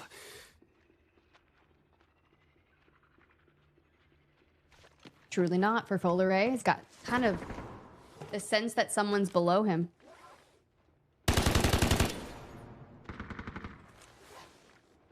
Yeah, keeping an eye on Nox down there. They've already got one knocked underneath. You can see them there, and then Nox is hidden in that little sort of dead-end nook there. It's going to be hard to dig out, but they're both very much aware of each other's presence. 9 minutes left on the clock after this decode here, so plenty of time for our teams to try and farm some kills, and that's actually going to be... That's Vladid and Raid Ball taken down. D getting some more kills on the board. That's going to be useful for our teams, to fight. Now there's 3 different teams on a Mandelbrick. You want to try and get above the other teams that are, that are sharing that with you. And then FPV, NBA, and Fnatic, no brick for them yet. It's actually kind of crazy. All right, well, you can see SkyD down, SkyD out, and it's Gotaga's Nox finding Uzbishka and leaving him 1 HP. Buldo. Ain't no way. Ain't no way. Just be very, very quiet, guys. Does look like he's aware. Yep, gonna move in and try and get that, but the smoke down's gonna make that tricky. Buldo, last one left alive for this team as well for NBA. Does manage to pick the knock on Yersai though. Not sure they're gonna manage to confirm that. Does have to back out as Yersai crawls away. Blake is covering that with the frag. Yeah, Buldo used that opportunity to move away and then get shot in the back by even from LFS. So that's NBA wiped out. They're sitting in 5th place right now. Ooh, all right. Well, kind of interesting here. Nox yet again looking to get involved. Does expose the triple swing in from FPOV. Do lose on 1 getting down. But the trades are going back and forth. No Mandelbrick at the hands because it's already been taken by Gotaga. And with 8 minutes left on this Space City Game 5, chaos is just breaking out. It's getting pretty manic. FPV here, they've got an okay amount of squad points. I mean, everyone's quite even, apart from obviously DE, who have got absolutely loads. They've got 39, and then Fnatic are kind of dropping off the match a little bit. But where FPV are, they can get a Mandelbrick next game and get a few points, then they could fight for 3rd, and they kind of need 3rd, I would say, FPOV to try and give themselves a chance to be out of that top 2. I'm not sure 4th, they would get, 2 points for 4th. If they got 3rd and a Mandelbrick, they could get themselves 5 points. So, 5 would be really useful for them. Really would. All right, the duo of Fnatic here, kind of working their way around. At this point, you have to start thinking about, what is most valuable to you and your team. Knowing that Fnatic needs to grab as many squad points as humanly possible, whether that's you getting kills or whether that's finding more assets, right? LFS, you have to look at what that tiebreaker looks like. With Gotaga full out after getting the Mandelbrick, they're stuck at 15. You could improve on that and extend your hold on 2nd place for now.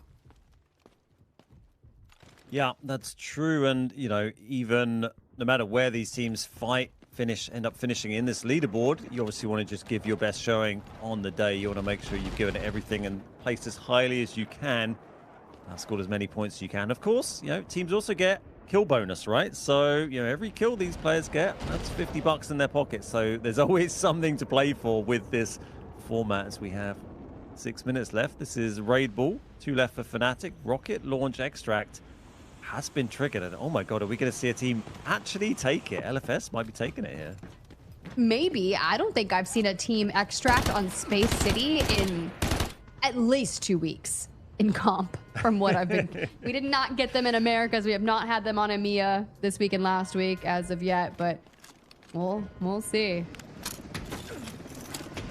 Yeah, I don't think I've never seen a team actually use launch extract. See it triggered sometimes, but the thing is for LFS, right, if they've done the maths on this, then they know that really for them, in terms of leaderboard position, it doesn't really matter whether they finished 2nd or 4th today, because only 1st has the chance of, getting them off the bottom 2. So for them to stay on the map and, try and gain more kills now doesn't necessarily give them value other than getting themselves, some of that extra money you get, extra prize money for the kills. So, I think they're just going to go and get out of there. They can relax. They can start to plan for the next game, right? That's what they need to start thinking about. Mandelbricks, Mandelbricks, Mandelbricks. That's all they need.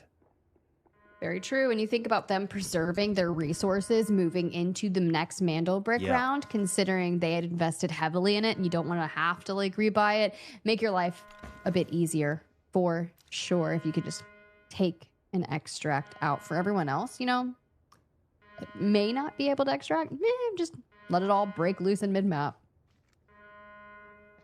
They do seem to have left a couple of players in the fight, actually. We might see Stick and Even here decide to do something. No, I see Even flying back on the bungee cords in the distance there, so maybe just probing around. They may choose to take that extract still as DE push on FPOV. Caught in a little nook here, but they got Fnatic on the other side as well. Three-way fight between our three-man teams here. All right, Blake. Let's see what's happening. We know Dark Entities is just one of the most aggressive teams in our lobby here. Raid Bull and James. Kind of looking some angles through the smokes, but it's Stickinson from a distance. That's like, hey, maybe I could get a little pickup.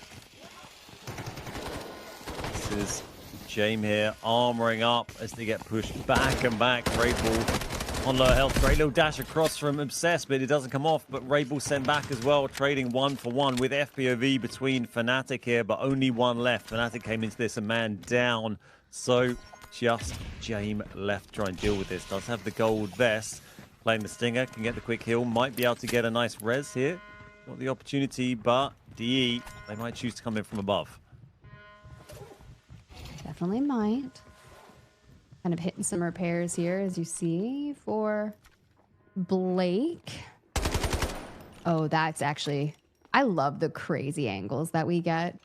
Not giving too much out, and you get the first advantage on that engagement, but doesn't need to be too hyper aggro because you let it come to you if you so like. With 3 minutes to go, I'd imagine we're going to lose out on at least one more team. Well, there we go. Obsessed losing out to that shot from that angle. It's a great little area to use here, and it's much easier to access because of the zip that was added in with the Space City changes we saw. It looked like they were lining up a drop down there. Hopefully to get that right. Although that's going to be some broken legs.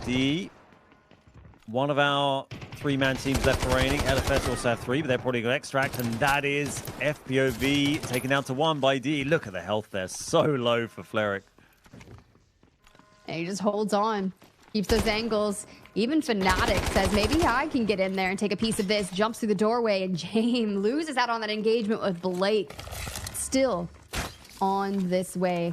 Having that information to be able to scout and just block that, whether you put out the Volt Arrow and Full Array, says it's fine. I'm still going for what I want. Left on a fraction of health there was Blake, but has managed to heal. D push up with the full 3. He gets 1. Is he going to get 2? No. Unlucky. He was so close to getting the double on DE there. You saw his teammate like clapping and hyping it up like that almost just happened right there. You kind of cook your frag grenade, get ready to throw it down. You grab the first knock, and you are just a couple of bullets shy from getting the 2-piece onto DE. Elsewhere, LFS still down on the south side of things. We're just waiting to see what's going to go on. Will they be able to leave? The rocket is about to launch ahead of time. Heck yeah. Heck yeah. First time for everything, seeing a team take the rocket extract. They've got Even and Imperator down here. They're taking out the kit, and you can see in the bottom left there, these guys have got the full gold. Sticker's just wearing purple, so Sticker's stayed in the center of the map. Have a look around, maybe try and get some kills, and then these guys are going to be sent out with the loot. Just a minute left on the clock, so we're pretty much wrapped up. D currently on 46 points. That will likely drop down a little bit, although actually, you say that, the other extract is pulled, so we might see D get a full extract as well as LFS getting 2 out here. Okay, might as well preserve everything as we move into the potentially last Space City round. Ooh, now that I'm thinking about it, do we get a Game 7 here today? Like, there's potential. We've seen 3 different teams grab Mandelbricks, which leaves us with 3 teams in win condition on Space City, but honestly, I wouldn't hate a Game 7. Definitely could happen. This is Stick coming in. Nope, trying to pick up a knock there, but they all get out. D are gone, and it's just going to be poor Stickinson left alone on the map. So, I mean, there's a mostly vanity points for DE because of the nature of how today has gone. If they win today, or if they come second, or if we get a joint with the Mandelbricks, they want to make sure they're on top of that heap and get as many points as they can. But just the sheer volume of points DE have got now, I don't think any team can really catch them up unless they beat them with 2 Mandelbricks. You can see now LFS kind of like going through the plans after what happened there, just knowing that, you know, they didn't get the Mandelbrick code. Gotaga actually make that happen with a pretty much a flawless execution. Oh gosh. I don't even know what to expect going into our next Space City. The fact that we had a dormitory decode, then we get the Black Chamber. But let's go ahead. Gotaga, best team of that Space City. 1 kill, but they got the decode, and that's all that matters. Yeah, exactly. That's what it's all about in that game. They didn't need to get a bunch of kills for it. They were first to grab the brick, placed it down, and got it for free in the end. As we see Team Gotaga top with the brick. DE grabbing 7 kills for probably the fourth time today that DE have managed to get 7 or more kills in a game, which is absolutely silly, frankly. LFS grabbing 3, FLOORPOV grabbing 3 as well, Fnatic with 1. And you see our team with 0 there. Fnatic grabbing another 4. The kill count from these guys today is just absolutely off the charts. It's exceptional, and it doesn't matter because it's always like, it's not just one person that shows out for DE, right? They definitely change hands. They could be that power player, top damage dealer from DE, going to be Flair there. Jame and Stickinson kind of rounding out the top 3, relatively similar score lines there for the top assisters. Hey, look at Folaray making some presence. Izvishka there over with 2, and Stickinson constantly showing presence inside the top 3. 100%, and here we go. Izvishka, yeah, with a decent amount of money, as you'd expect, because they're getting a decent amount of kills, and that is Fnatic picking up another MVP for DE. They are cleaning up on the MVP spots today. That was round 5. We've got another Space City game to go, and as you said, we could have 2 more potentially, round 6. 3 teams now on a Mandelbrick. Any of those are on match point. They could win it in this game, but I wouldn't be surprised if we see one of the other 3 grab another brick now. NBA particularly, you know, could be time for them to step up. It could be time for them to step up for sure, y'all, but we are going to have more action to come. Will someone close it out and get their 2 bricks? Will LFS prolong their life in the tournament and make it into that survivor stage next week? Well, we'll have those answers after this break.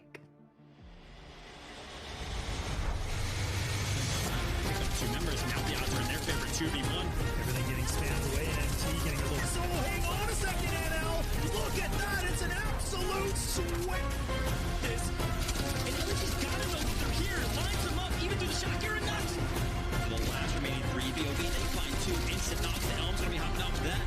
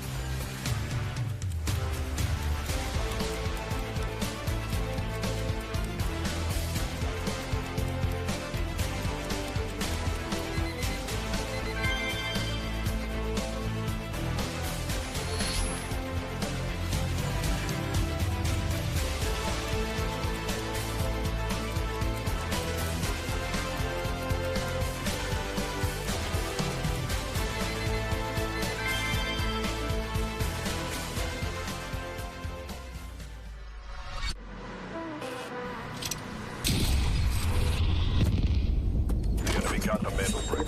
Find it. Stop them. Mandelbrick decoded. Nice work, operator.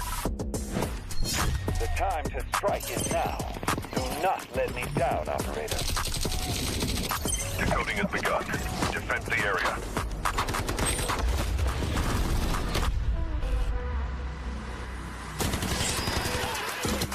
Is about to take the first brick of the tournament. And they're going to do it. What goes around comes around. Oh,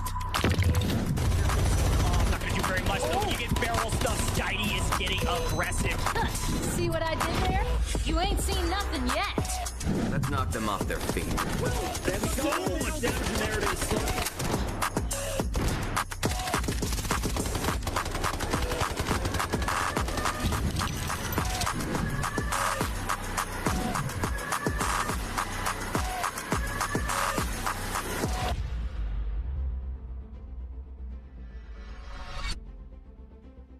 The time to strike is now. Y'all, welcome back to the Delta Force Rise Series EMEA Week 4, Day 2. And the final countdown is on. Ben, with 3 teams on match point as we potentially move into our last space city. Anything can happen.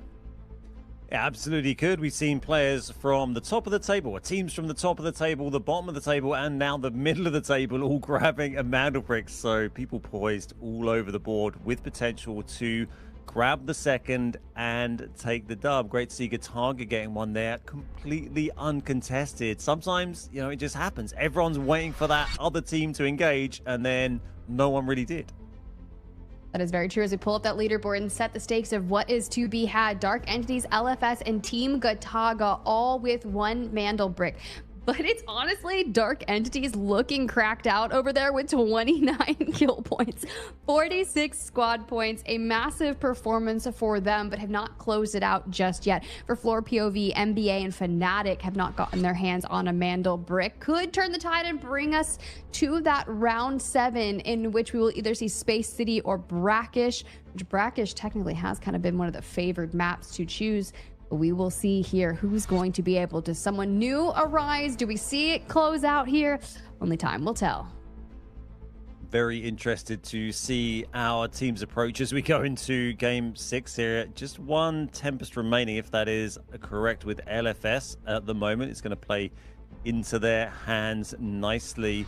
And we can see, you know, remember also, you know, these operators reset in the last game. If we get to game 7, you can use whoever you like. So this is the last time that teams will be slightly restricted on what they can bring in. As you see, Mr. Popular himself, Stinger, Luna, and Tempest, the classic Space City entourage. You see a Tempest pick rate 21%, but if we do only have 1 team that can bring a Tempest into this round, you will likely only see 1 of them until, you know, maybe we go game 7 in terms of our spawn predictions. NBA and Team Gotaga, fresh off those tier 1 spawns, not going to be able to have those here. Or now it's just Fnatic, FLOORPOV, LFS, and DE with the potential for the tier 1s. That Westgate, though, been under fire from Dormitory. Haven't seen anything too crazy break out. But do we go to Black Chamber? Do we go to Dormitory? Do we go to the Coveted as our players are kind of picking what they're going to bring in? It's time to lock it in. It absolutely is, and we're going to find out what operators our teams have chosen in just a moment. See what gear they've chosen as we go into game 6, and there you go. We can see LFS with the Tempest as we expected, and everyone else just kind of picking whatever they've got left and hoping it will be enough for them to take the dub. As we see LFS this time, it's going to be their turn to put some pain onto DE running in through the Westgate. They've got the Tempest, so they're going to have the advantage when it comes to the brick, but that's actually Gotaga. Keep an eye on them. They got a few shots on, that was, yeah, Fnatic running in over the bridge. They got away with it, though. Healed up. And you can see just at the top there, FPOV, they've got the spawn at Central Command. It'll be really interesting with 25 seconds to go before that Mandelbrick spawns on in. Plenty of time to make these rotations, but with how aggressive and great DE's been looking in terms of their fighting, they're going to go ahead and survive the Westgate rotation, make it to the mainland, and kind of work their way closer towards the Mandelbrick spawn alongside Fnatic and NBA as they kind of circle around it elsewhere. You see LFS on the map, still in Dormitory, and FPOV kind of on the horizon there. Yeah, they're actually, looks like you can see here, they've decided to not go in quickly, which has kind of been FPOV's sort of plan of the day, has been slow and steady. And usually the Central Command team you'll see just rush straight across the bridge, but they actually look like they're trying to counter the dormitory area. There is our brick. It's ready to grab for those who choose to do so. And you can see James from Fnatic sitting up on there might be one to do it. They've got no brick at the moment. If they could get a brick, get themselves above FPOV, that would do them all sorts of favors. Okay. I expect this one to be a bit more conservative and slower paced as Uvalier gets absolutely inundated by Util. Forced to kind of back down those stairs, and it's actually Dark Entities picking up the Mandelbrick. Now, think back to our first Space City. Dark Entities did pick it up, spent some time deciding in which decode station we wanted to go to, filter their way through dormitory, and while spread out trying to hold angles, lose out on Uzbishka and don't actually get the decode. So, do we go back to that? Do we try All Reliable? And it could be All Reliable, and NBA is here to challenge if so. Yeah, not often you actually see, you know, the fight kind of before the brick goes in so much like this, and they do have slightly more control of the space here, DE, but it's a fight between NBA and DE, and NBA is so stacked up there, that's making me nervous, and they're Bordeaux taken down. I mean, they were lucky not to lose more than one, sitting so close together, and not really been NBA's day so far. They've had some great performances on other matches in the tournament, so definitely potential for them to score big if they can get on top of things. But for the time being, they're sitting 5th, and DE, yeah, they got that brick in now. There it is. Decode time kicking off. So let's look and see how we're going to approach this as LFS must win, mind you, okay? NBA guarding the ramp. They already get the knock in full onto Stickinson, and they do have a Tempest. It's going to be Even, who is their Tempest player, still up. What is that recovery going to look like when you have to take the challenge to NBA? And now Dark Entities running into some issues over here. It's a great bit of defense from Skyty there. He was protecting the res. They're trying to get back up to full contingent, and this is massive for LFS. They have to move that body and get that res, otherwise they're going to really be struggling. I think they have managed to get away. We see Fnatic and Gotaga just having a huge fight here, and everyone is dropping. DE now down to 1 member, by the way. They're having a fight with NBA up at the decode, and that is bad news for DE. NBA, they've come back in storming after grabbing that res. Well, LFS do get the res on Stickinson as well. The matter of this game is all about survival, and Uvalier is not letting Uzbishka live. Dark Entities is white. The decode now frozen. And as you see, Gotaga working to get Maxa back up and into the fray. You look at LFS and Gotaga, the only two that could close the tournament out right now. If NBA or FPOV get the brick, we're going another game. We do have Fnatic wipes during all that as well, and that's a big deal because they're one of the teams down the lower end of the table, and FPOV, as we see, even losing one there for LFS, but that is the Tempest, so they'll be able to get that revive pretty comfortably. The other players are covering here. Yeah, FPOV, if they can beat Fnatic by, you know, a couple of points, and they should be all right to get ahead of them. So they're firmly ahead of them at the moment, but they need to do stuff. They got to get involved. They've not been super involved in any of the last couple of games, really. You can see them just creeping in on the minimap there, and they need to get some kills because that 4th place rather, if that's where they finish for FPV, that could be huge for them. Definitely side questing for now, but that's okay. They'll get into it.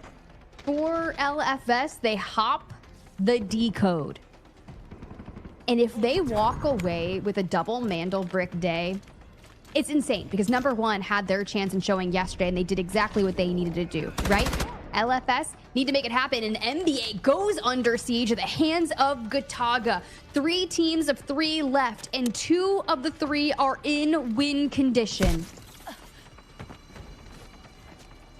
Yeah, if LFS get the second brick, that'd give them, what, 10 points? They'd be 2 ahead of Fnatic, and they're not going to score any at the moment. FPOV would be 3 behind, so FPOV would need 3 or more points. It's going to be so tight. This battle at the bottom is going to be nuts. But yeah, if LFS don't get the second brick, that will be very helpful to whoever wins really out. Fnatic and FLOORPOV, that's the other battle here. DE, they are wiped here, but they were just 1 point behind first going into today, so they don't have to get the 10-point win, but all points they get are valuable.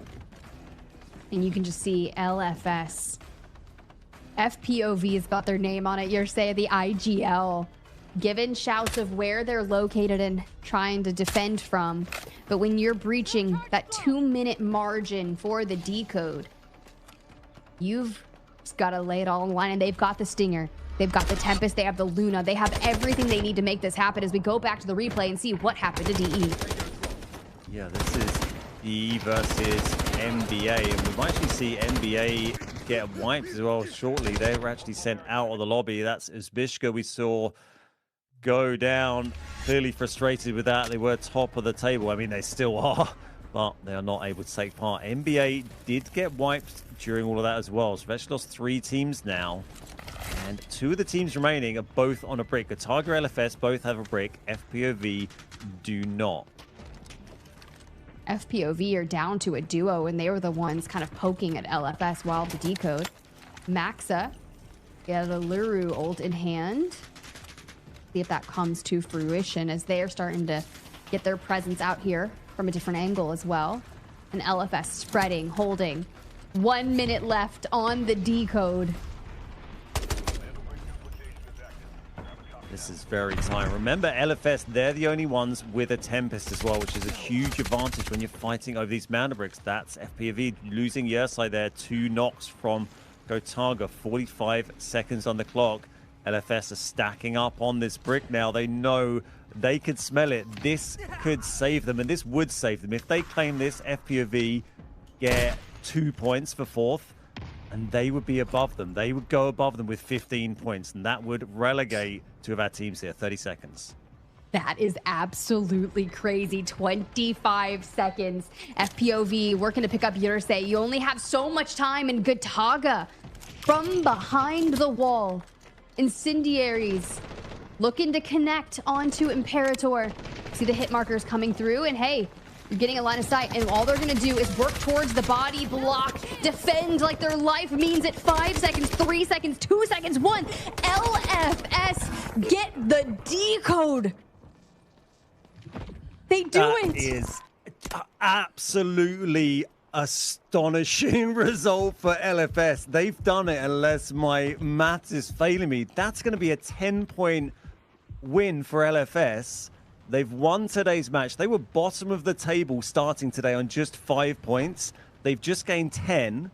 They're going to be on 15. That's going to relegate FLOORPOV and Fnatic. I'm pretty sure they're going to be not coming to finals. And by the skin of their teeth, I think LFS have done it. But let's wait and see the leaderboard at the end, because maybe I've got that wrong. We'll wait and see what happens. And there is just a couple of teams here left to have a bit of fun, vibe out for some kills for the last few seconds, or the last few minutes, I should say. 8 minutes left, actually.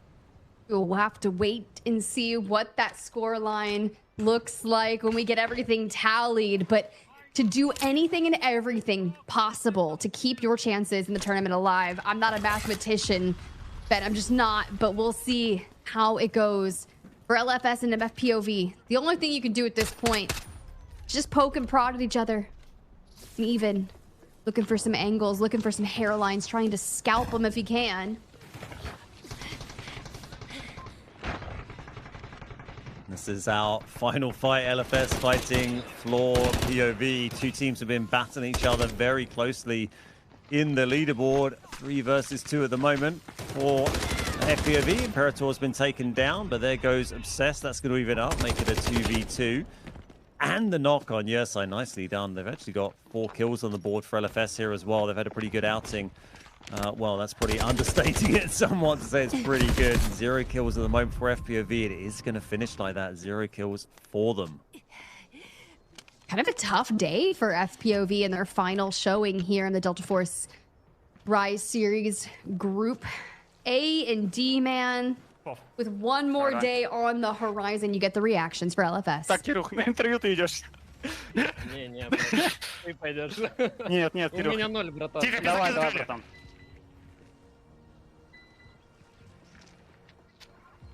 Вот это топ. У меня вот здесь что-то топнуло. Я не уверен, что это все. Нет, вертолет. Well, the boys obviously very happy there. They know they think they're safe. They pretty much know they're safe, I reckon, but I'm second guessing myself. That's game 6. We're going to see some replays of the action here. This was even getting the knock on Yersai. Nice tag there. This is when we had 3 teams up. Gotaga, you can see coming under fire. Stickinson picking up some, and that is the wipe. That was even getting the wipe. Just a furious defense on that Mandelbrick. That's what you want to see. Full commit, throwing their bodies in the way. And they did everything perfectly on that final brick there. They truly did. And now with time to just spend vibing here on the match, you see the send-off. 6 minutes on the clock. You can only imagine what that feels like with your backs against the wall and you're like, I only have one potential finish on how today needs to go, and you achieve it. And then now we just have to crank the numbers and see, like, what does everything shake out? Because not only did they need a win, but you kind of had to pray that other teams above you did not perform to a certain level to get as many points as they could to drag them out. We talked about FPOV, we talked about Fnatic, and now I just want to see how everything shakes out.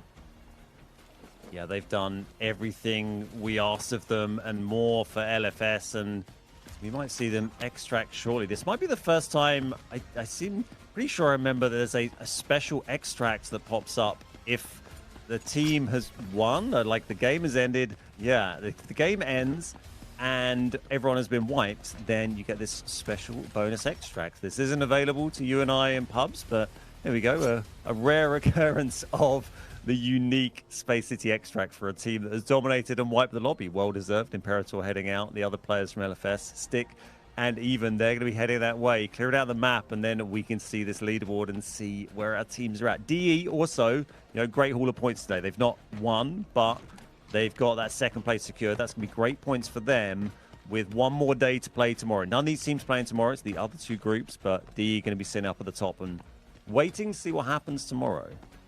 It's kind of an interesting way to be. It's just sitting, watching. Do we lock ourselves into that auto qual for the finals next Sunday? Or do we have to go through the survival stage? You'll have multiple chances because you'll be at the top, right? So you get to play Saturday and Sunday for the potential to get in the top 2 to lock it into the finals. But it's getting so close to the end of Season 1, and LFS with an exceptional performance, as you see Even and Stickinson getting out of Space City. Congrats on the Mandelbrick. There we go. There is Stickinson. We've seen Stickinson getting so many kills all tournament. He's been up in the top 5 or so kill placements for the overall leaderboard the whole event. They've just not been able to convert those into points from Mandelbricks until today. I think they had 1 Mandelbrick going into today total throughout the event, and then they've got 2 in 1 match in their 6th match of the group stages. So that is going to be massive for LFS and set us up nicely for tomorrow. Tomorrow, of course, our last day of the group stages where we're going to have all the other teams fighting out. And tomorrow is going to be all about the fight at the top. But today was the fight for survival, and 6 kills, obviously the best team. LFS, absolutely no question about that one. Yeah, you're feeling pretty dang good about that. If you are LFS, walking away with 6 kills, 8.4 mil assets gained. You leave it on the table. 4 kills there from Even on the Tempest. Gotaga, though, who make an incredibly strong showing, trying to net themselves a second brick, grab 8 kills, 4 alone for Nox. Yeah, Gotaga did everything they could there. They got a bunch of points, and that's going to help them, sit comfortably on the leaderboard. They needed a sort of almost impossible result today to get into those top 2 automatic slots. 4 kills there for Even, by the way, from LFS. So they weren't able to convert that, but they had a good showing, and they're going to be solidly, coming into that final weekend next weekend. Juvelia from NBA getting a huge amount of damage there. And Gotaga just behind. 6 assists for Maxa as well. I mean, they had so many kills. Okay. Not surprised they got some assists, but great work from Maxa. Gotaga was the top 3 on the assist leaderboard. But in terms of assets, of course, LFS with that special extract there towards the end of Space City, you're going to walk away with a heck of a lot of assets. So not only that, but your squad points will be boosted. Our round 6 win MVP, the man, Even for KP. Some nice assets and a Mandelbrick to go alongside it. Well done for LFS. Yep, huge there, and I think Evan's going to be smiling like that right now. We are going to be chatting, I believe, to one of the members of LFS. I think Imperator is going to join us. Oh, okay. Hello, Well, let's get him in because I want to hello. hear from LFS. Welcome in, Imperator. Thank you so much for joining us and congrats on your success. Thank you, thank you. My boys did it. Well, I don't know. My boss is awesome on this day. Stickinson is awesome player with SVD. It's a demon, I guess. All right, I do love that. Now, you guys are playing really good today, but coming into your final match day, you kind of had your backs against the wall, right? You needed a strong result. You get it. You guys absolutely delivered. What's going through your mind after a performance like that? We've been getting hit in our heads all day, so we needed to get our act together today, and we just did it. So good to see you guys. I mean, I'd say without doubt that's your best match of the group stages done today on the final day. Is a hell of a time to do it. Just tell us, how are you feeling? Are you feeling elated right now? Are you getting excited about the finals? Because you've done it at the last possible second. It's very awesome. We're feeling so excited about this match, about this tournament, about this last day. It's our last day on this tournament, the last match. We're excited about it. I love that. Was there a specific moment throughout your series today where you felt that shift, that you were like, oh, this is our day. We can do this? Yep. We have small conversation about it. It's toxic conversation, I guess. But it's still working. We have good plan on our adaptive gameplay on this day, and it's all. Yeah, yesterday you came very close. That final game yesterday, we counted the brick traded 17 times in that match. You had that a few times, so nice to see you get it over the line. And is there anything you want to say to your fans watching at home, to anybody watching, anything you want to call out before you leave us today? Thank you very much for all our fans. P2, Sergey. Our fans is Russian communication, and just спасибо за поддержку. Мы вас очень сильно любим. Простите, что мы вас подводили все эти дни, but сейчас мы это сделали, поэтому спасибо всем большое. Thank you very much. Perfect. Well, congratulations once again on an incredible performance under pressure. We'll let you go. We'll let you celebrate. And I'm excited to see what LFS can continue doing. But Ben, dude, it was a crazy day. When we had yesterday, you got #1 in a must-win kind of situation. They do it. LFS do it today. The craziest week 4 here in the final week of the group series is for our players. But guys, for those of you at home, we do have one more final thing for y'all. It's our final giveaway, right? You guys can win 3,000 Delta ticket game keys. If you're watching on Twitch, YouTube, TikTok, or Facebook, go ahead and type in !giveaway. If you are over on X and that's where you're watching, just repost the live stream, okay? We are going to announce the winners in chat on Twitch, YouTube, TikTok, and Facebook. And for X, we'll go ahead and kind of comment down below. We'll announce those winners there. So good luck. May the odds be ever in your favor. At this point, I feel like I should go buy, I don't know, some kind of thing. Maybe I can take my chances with the way #1 performed yesterday, with LFS today as we look at that leaderboard. 32 total squad points, the double brick in game 6. Solid, Ben. Solid.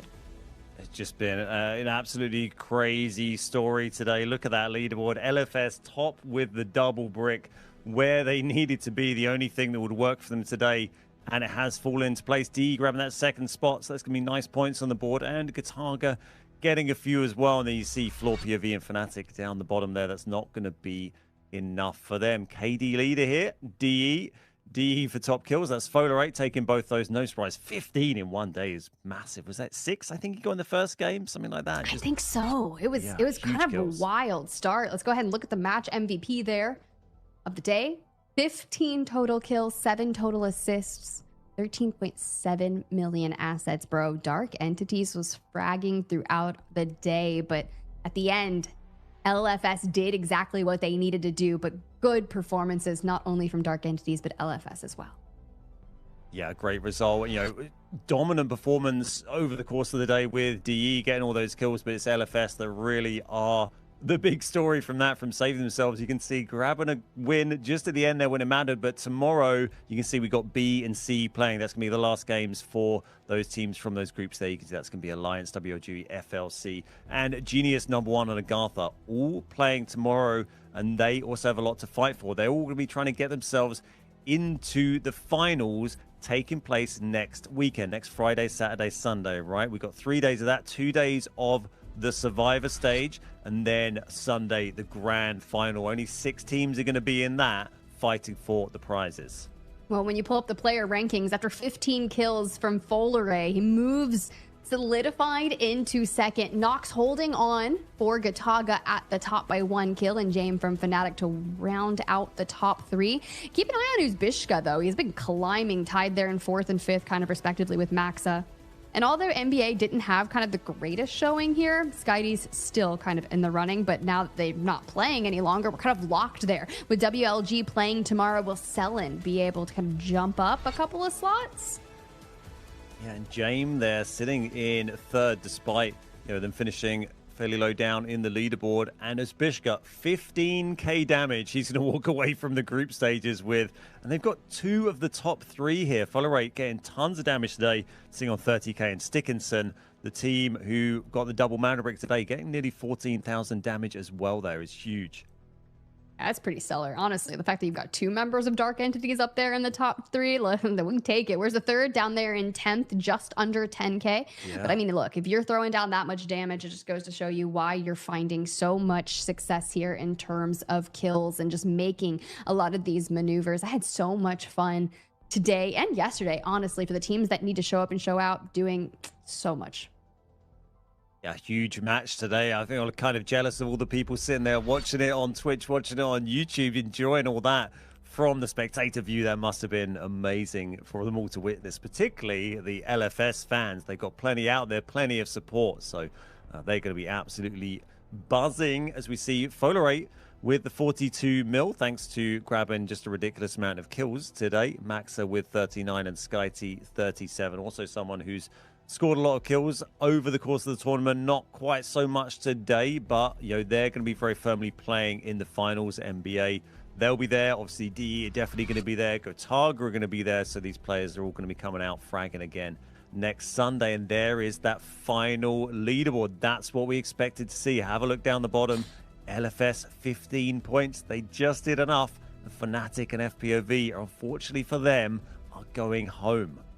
The math has mathed, y'all, and that is such a tough thing to see. Fnatic, such a prestigious organization there in 11th. And I do want to give a shout out because we were talking about their fragging potential, right? 86 total kill points. And when you look at players like WLG, that team has 87 total KP, but the difference is they're in 2nd on that, potentially locking themselves in for the finals on Sunday with that auto qual. The difference is those kills have to make it worthwhile and get yourself those Mandelbricks. That's literally the only difference there for them.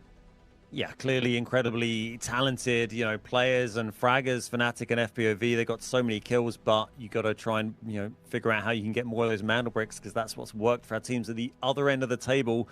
D on 38. So they're 6 points clear of WLG. WLG, they're playing tomorrow. So that's a pretty good spot for D. That's going to be quite hard for anyone to really dig them out of that, right? Alliance 25. So yeah, D might be, I think, pretty much secure in those top 2. It might just be that 2nd place or that 1 remaining spot that our teams are fighting for tomorrow. That's going to be a really interesting battle between WLG and Alliance. If WLG can have a good game tomorrow, and they've just come off back-to-back wins, by the way, then they can grab that other 2nd spot.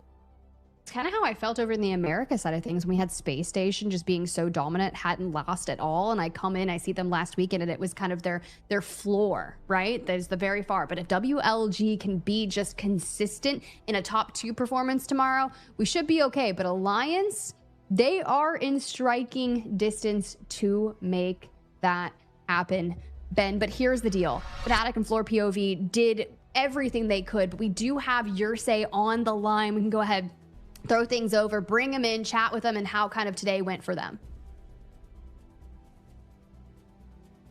Hello, everyone. Hey, Yersay. Welcome in, homie. Thank you so much, by the way, for taking the time to get on here and speak with us. It was a little bit of a tough day, so I appreciate you joining us, and we kind of wish you the very best, but talk me through the day. It was a very interesting one.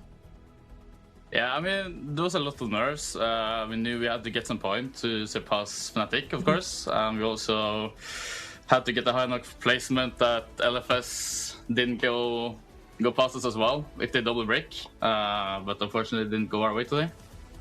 And that's how it is. Just have to keep looking forward and keep grinding for the next open quals and Pro League foe. Yeah, tough day for you guys today, but you know, you came through the group stage, the qualifiers so strongly before. I was, you know, hosting some of that stuff, and you guys were doing really well in that. We're going to see you back for Rise Season 2, right? You're going to get invested, come back stronger, come back, learn from this. You've obviously been fragging well. We were just seeing the kill totals, so, you know, just got to get more of those bricks right, and you're suddenly flying right at that table in Season 2.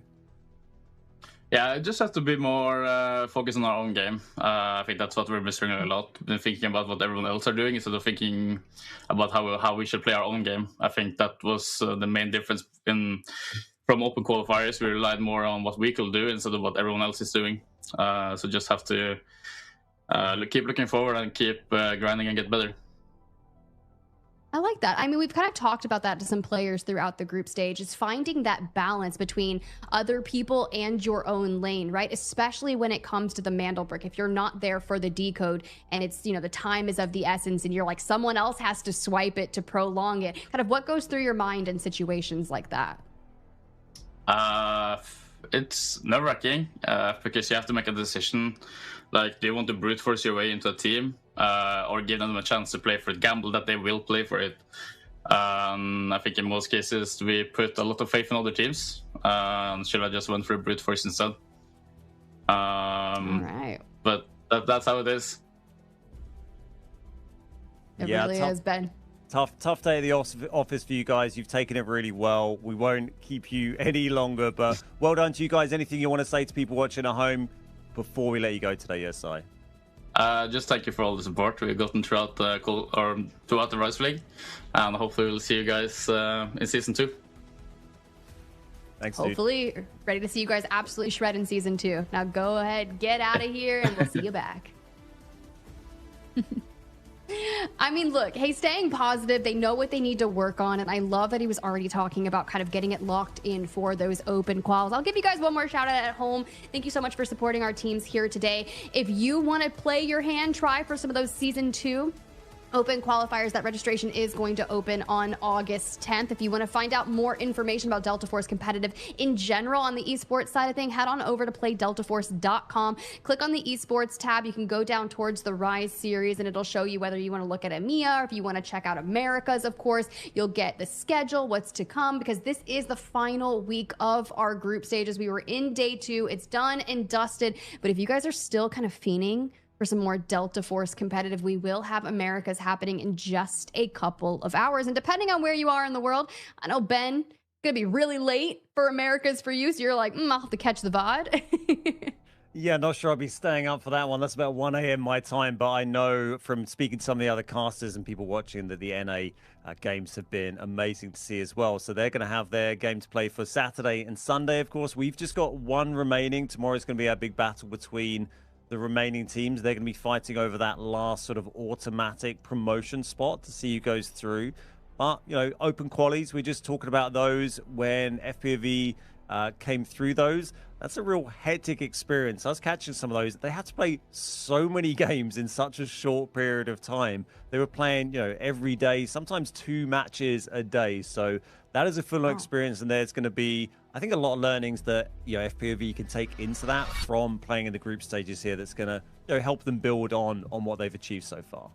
Yeah, you mentioned it. Let's go ahead and bring it up one more time for those of y'all at home. It's WLG that's currently inside that top 2 for the auto qual for the finals. Their goal is to stay there. They're fresh off 2 match day wins, and it's Alliance down there in 5th place from Group B at 25 points that could potentially take it away from them. Wow, that's honestly pretty crazy. Genius there with 24.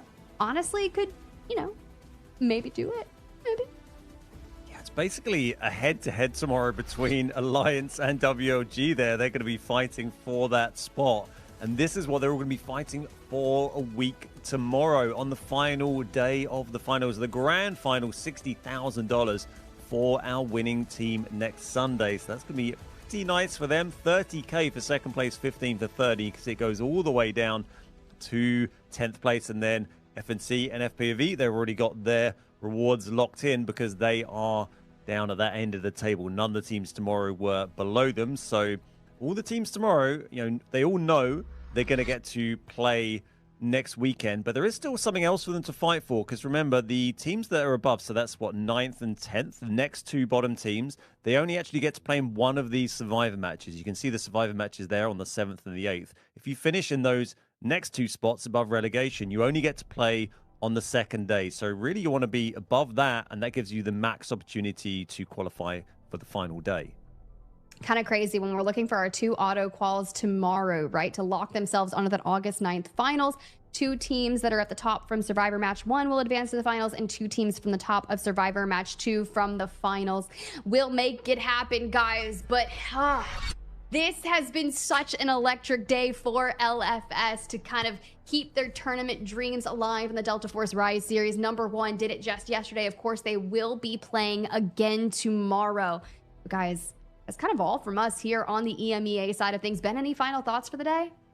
Yeah, just another shout out to Living for Success for their efforts today. It's been absolutely incredible. Legendary status for the guys, and well deserved in the end. And tomorrow we're going to do it all again, find out who is going to be coming to the finals, what the lay of the land is going to be, and who's going to be fighting for that $60,000. It's been great to be here with you again, Tiff, and I can't wait for tomorrow's games. Likewise, y'all heard it. Thank you so much for hanging out with us here in the booth and in chat at home. Hopefully you got some of those redemptions that we were dropping throughout the days. Make sure you check in and support on the America side of things in just a couple of hours, or catch the VOD. But for now, we'll see you guys for our last match day, same time, same place tomorrow.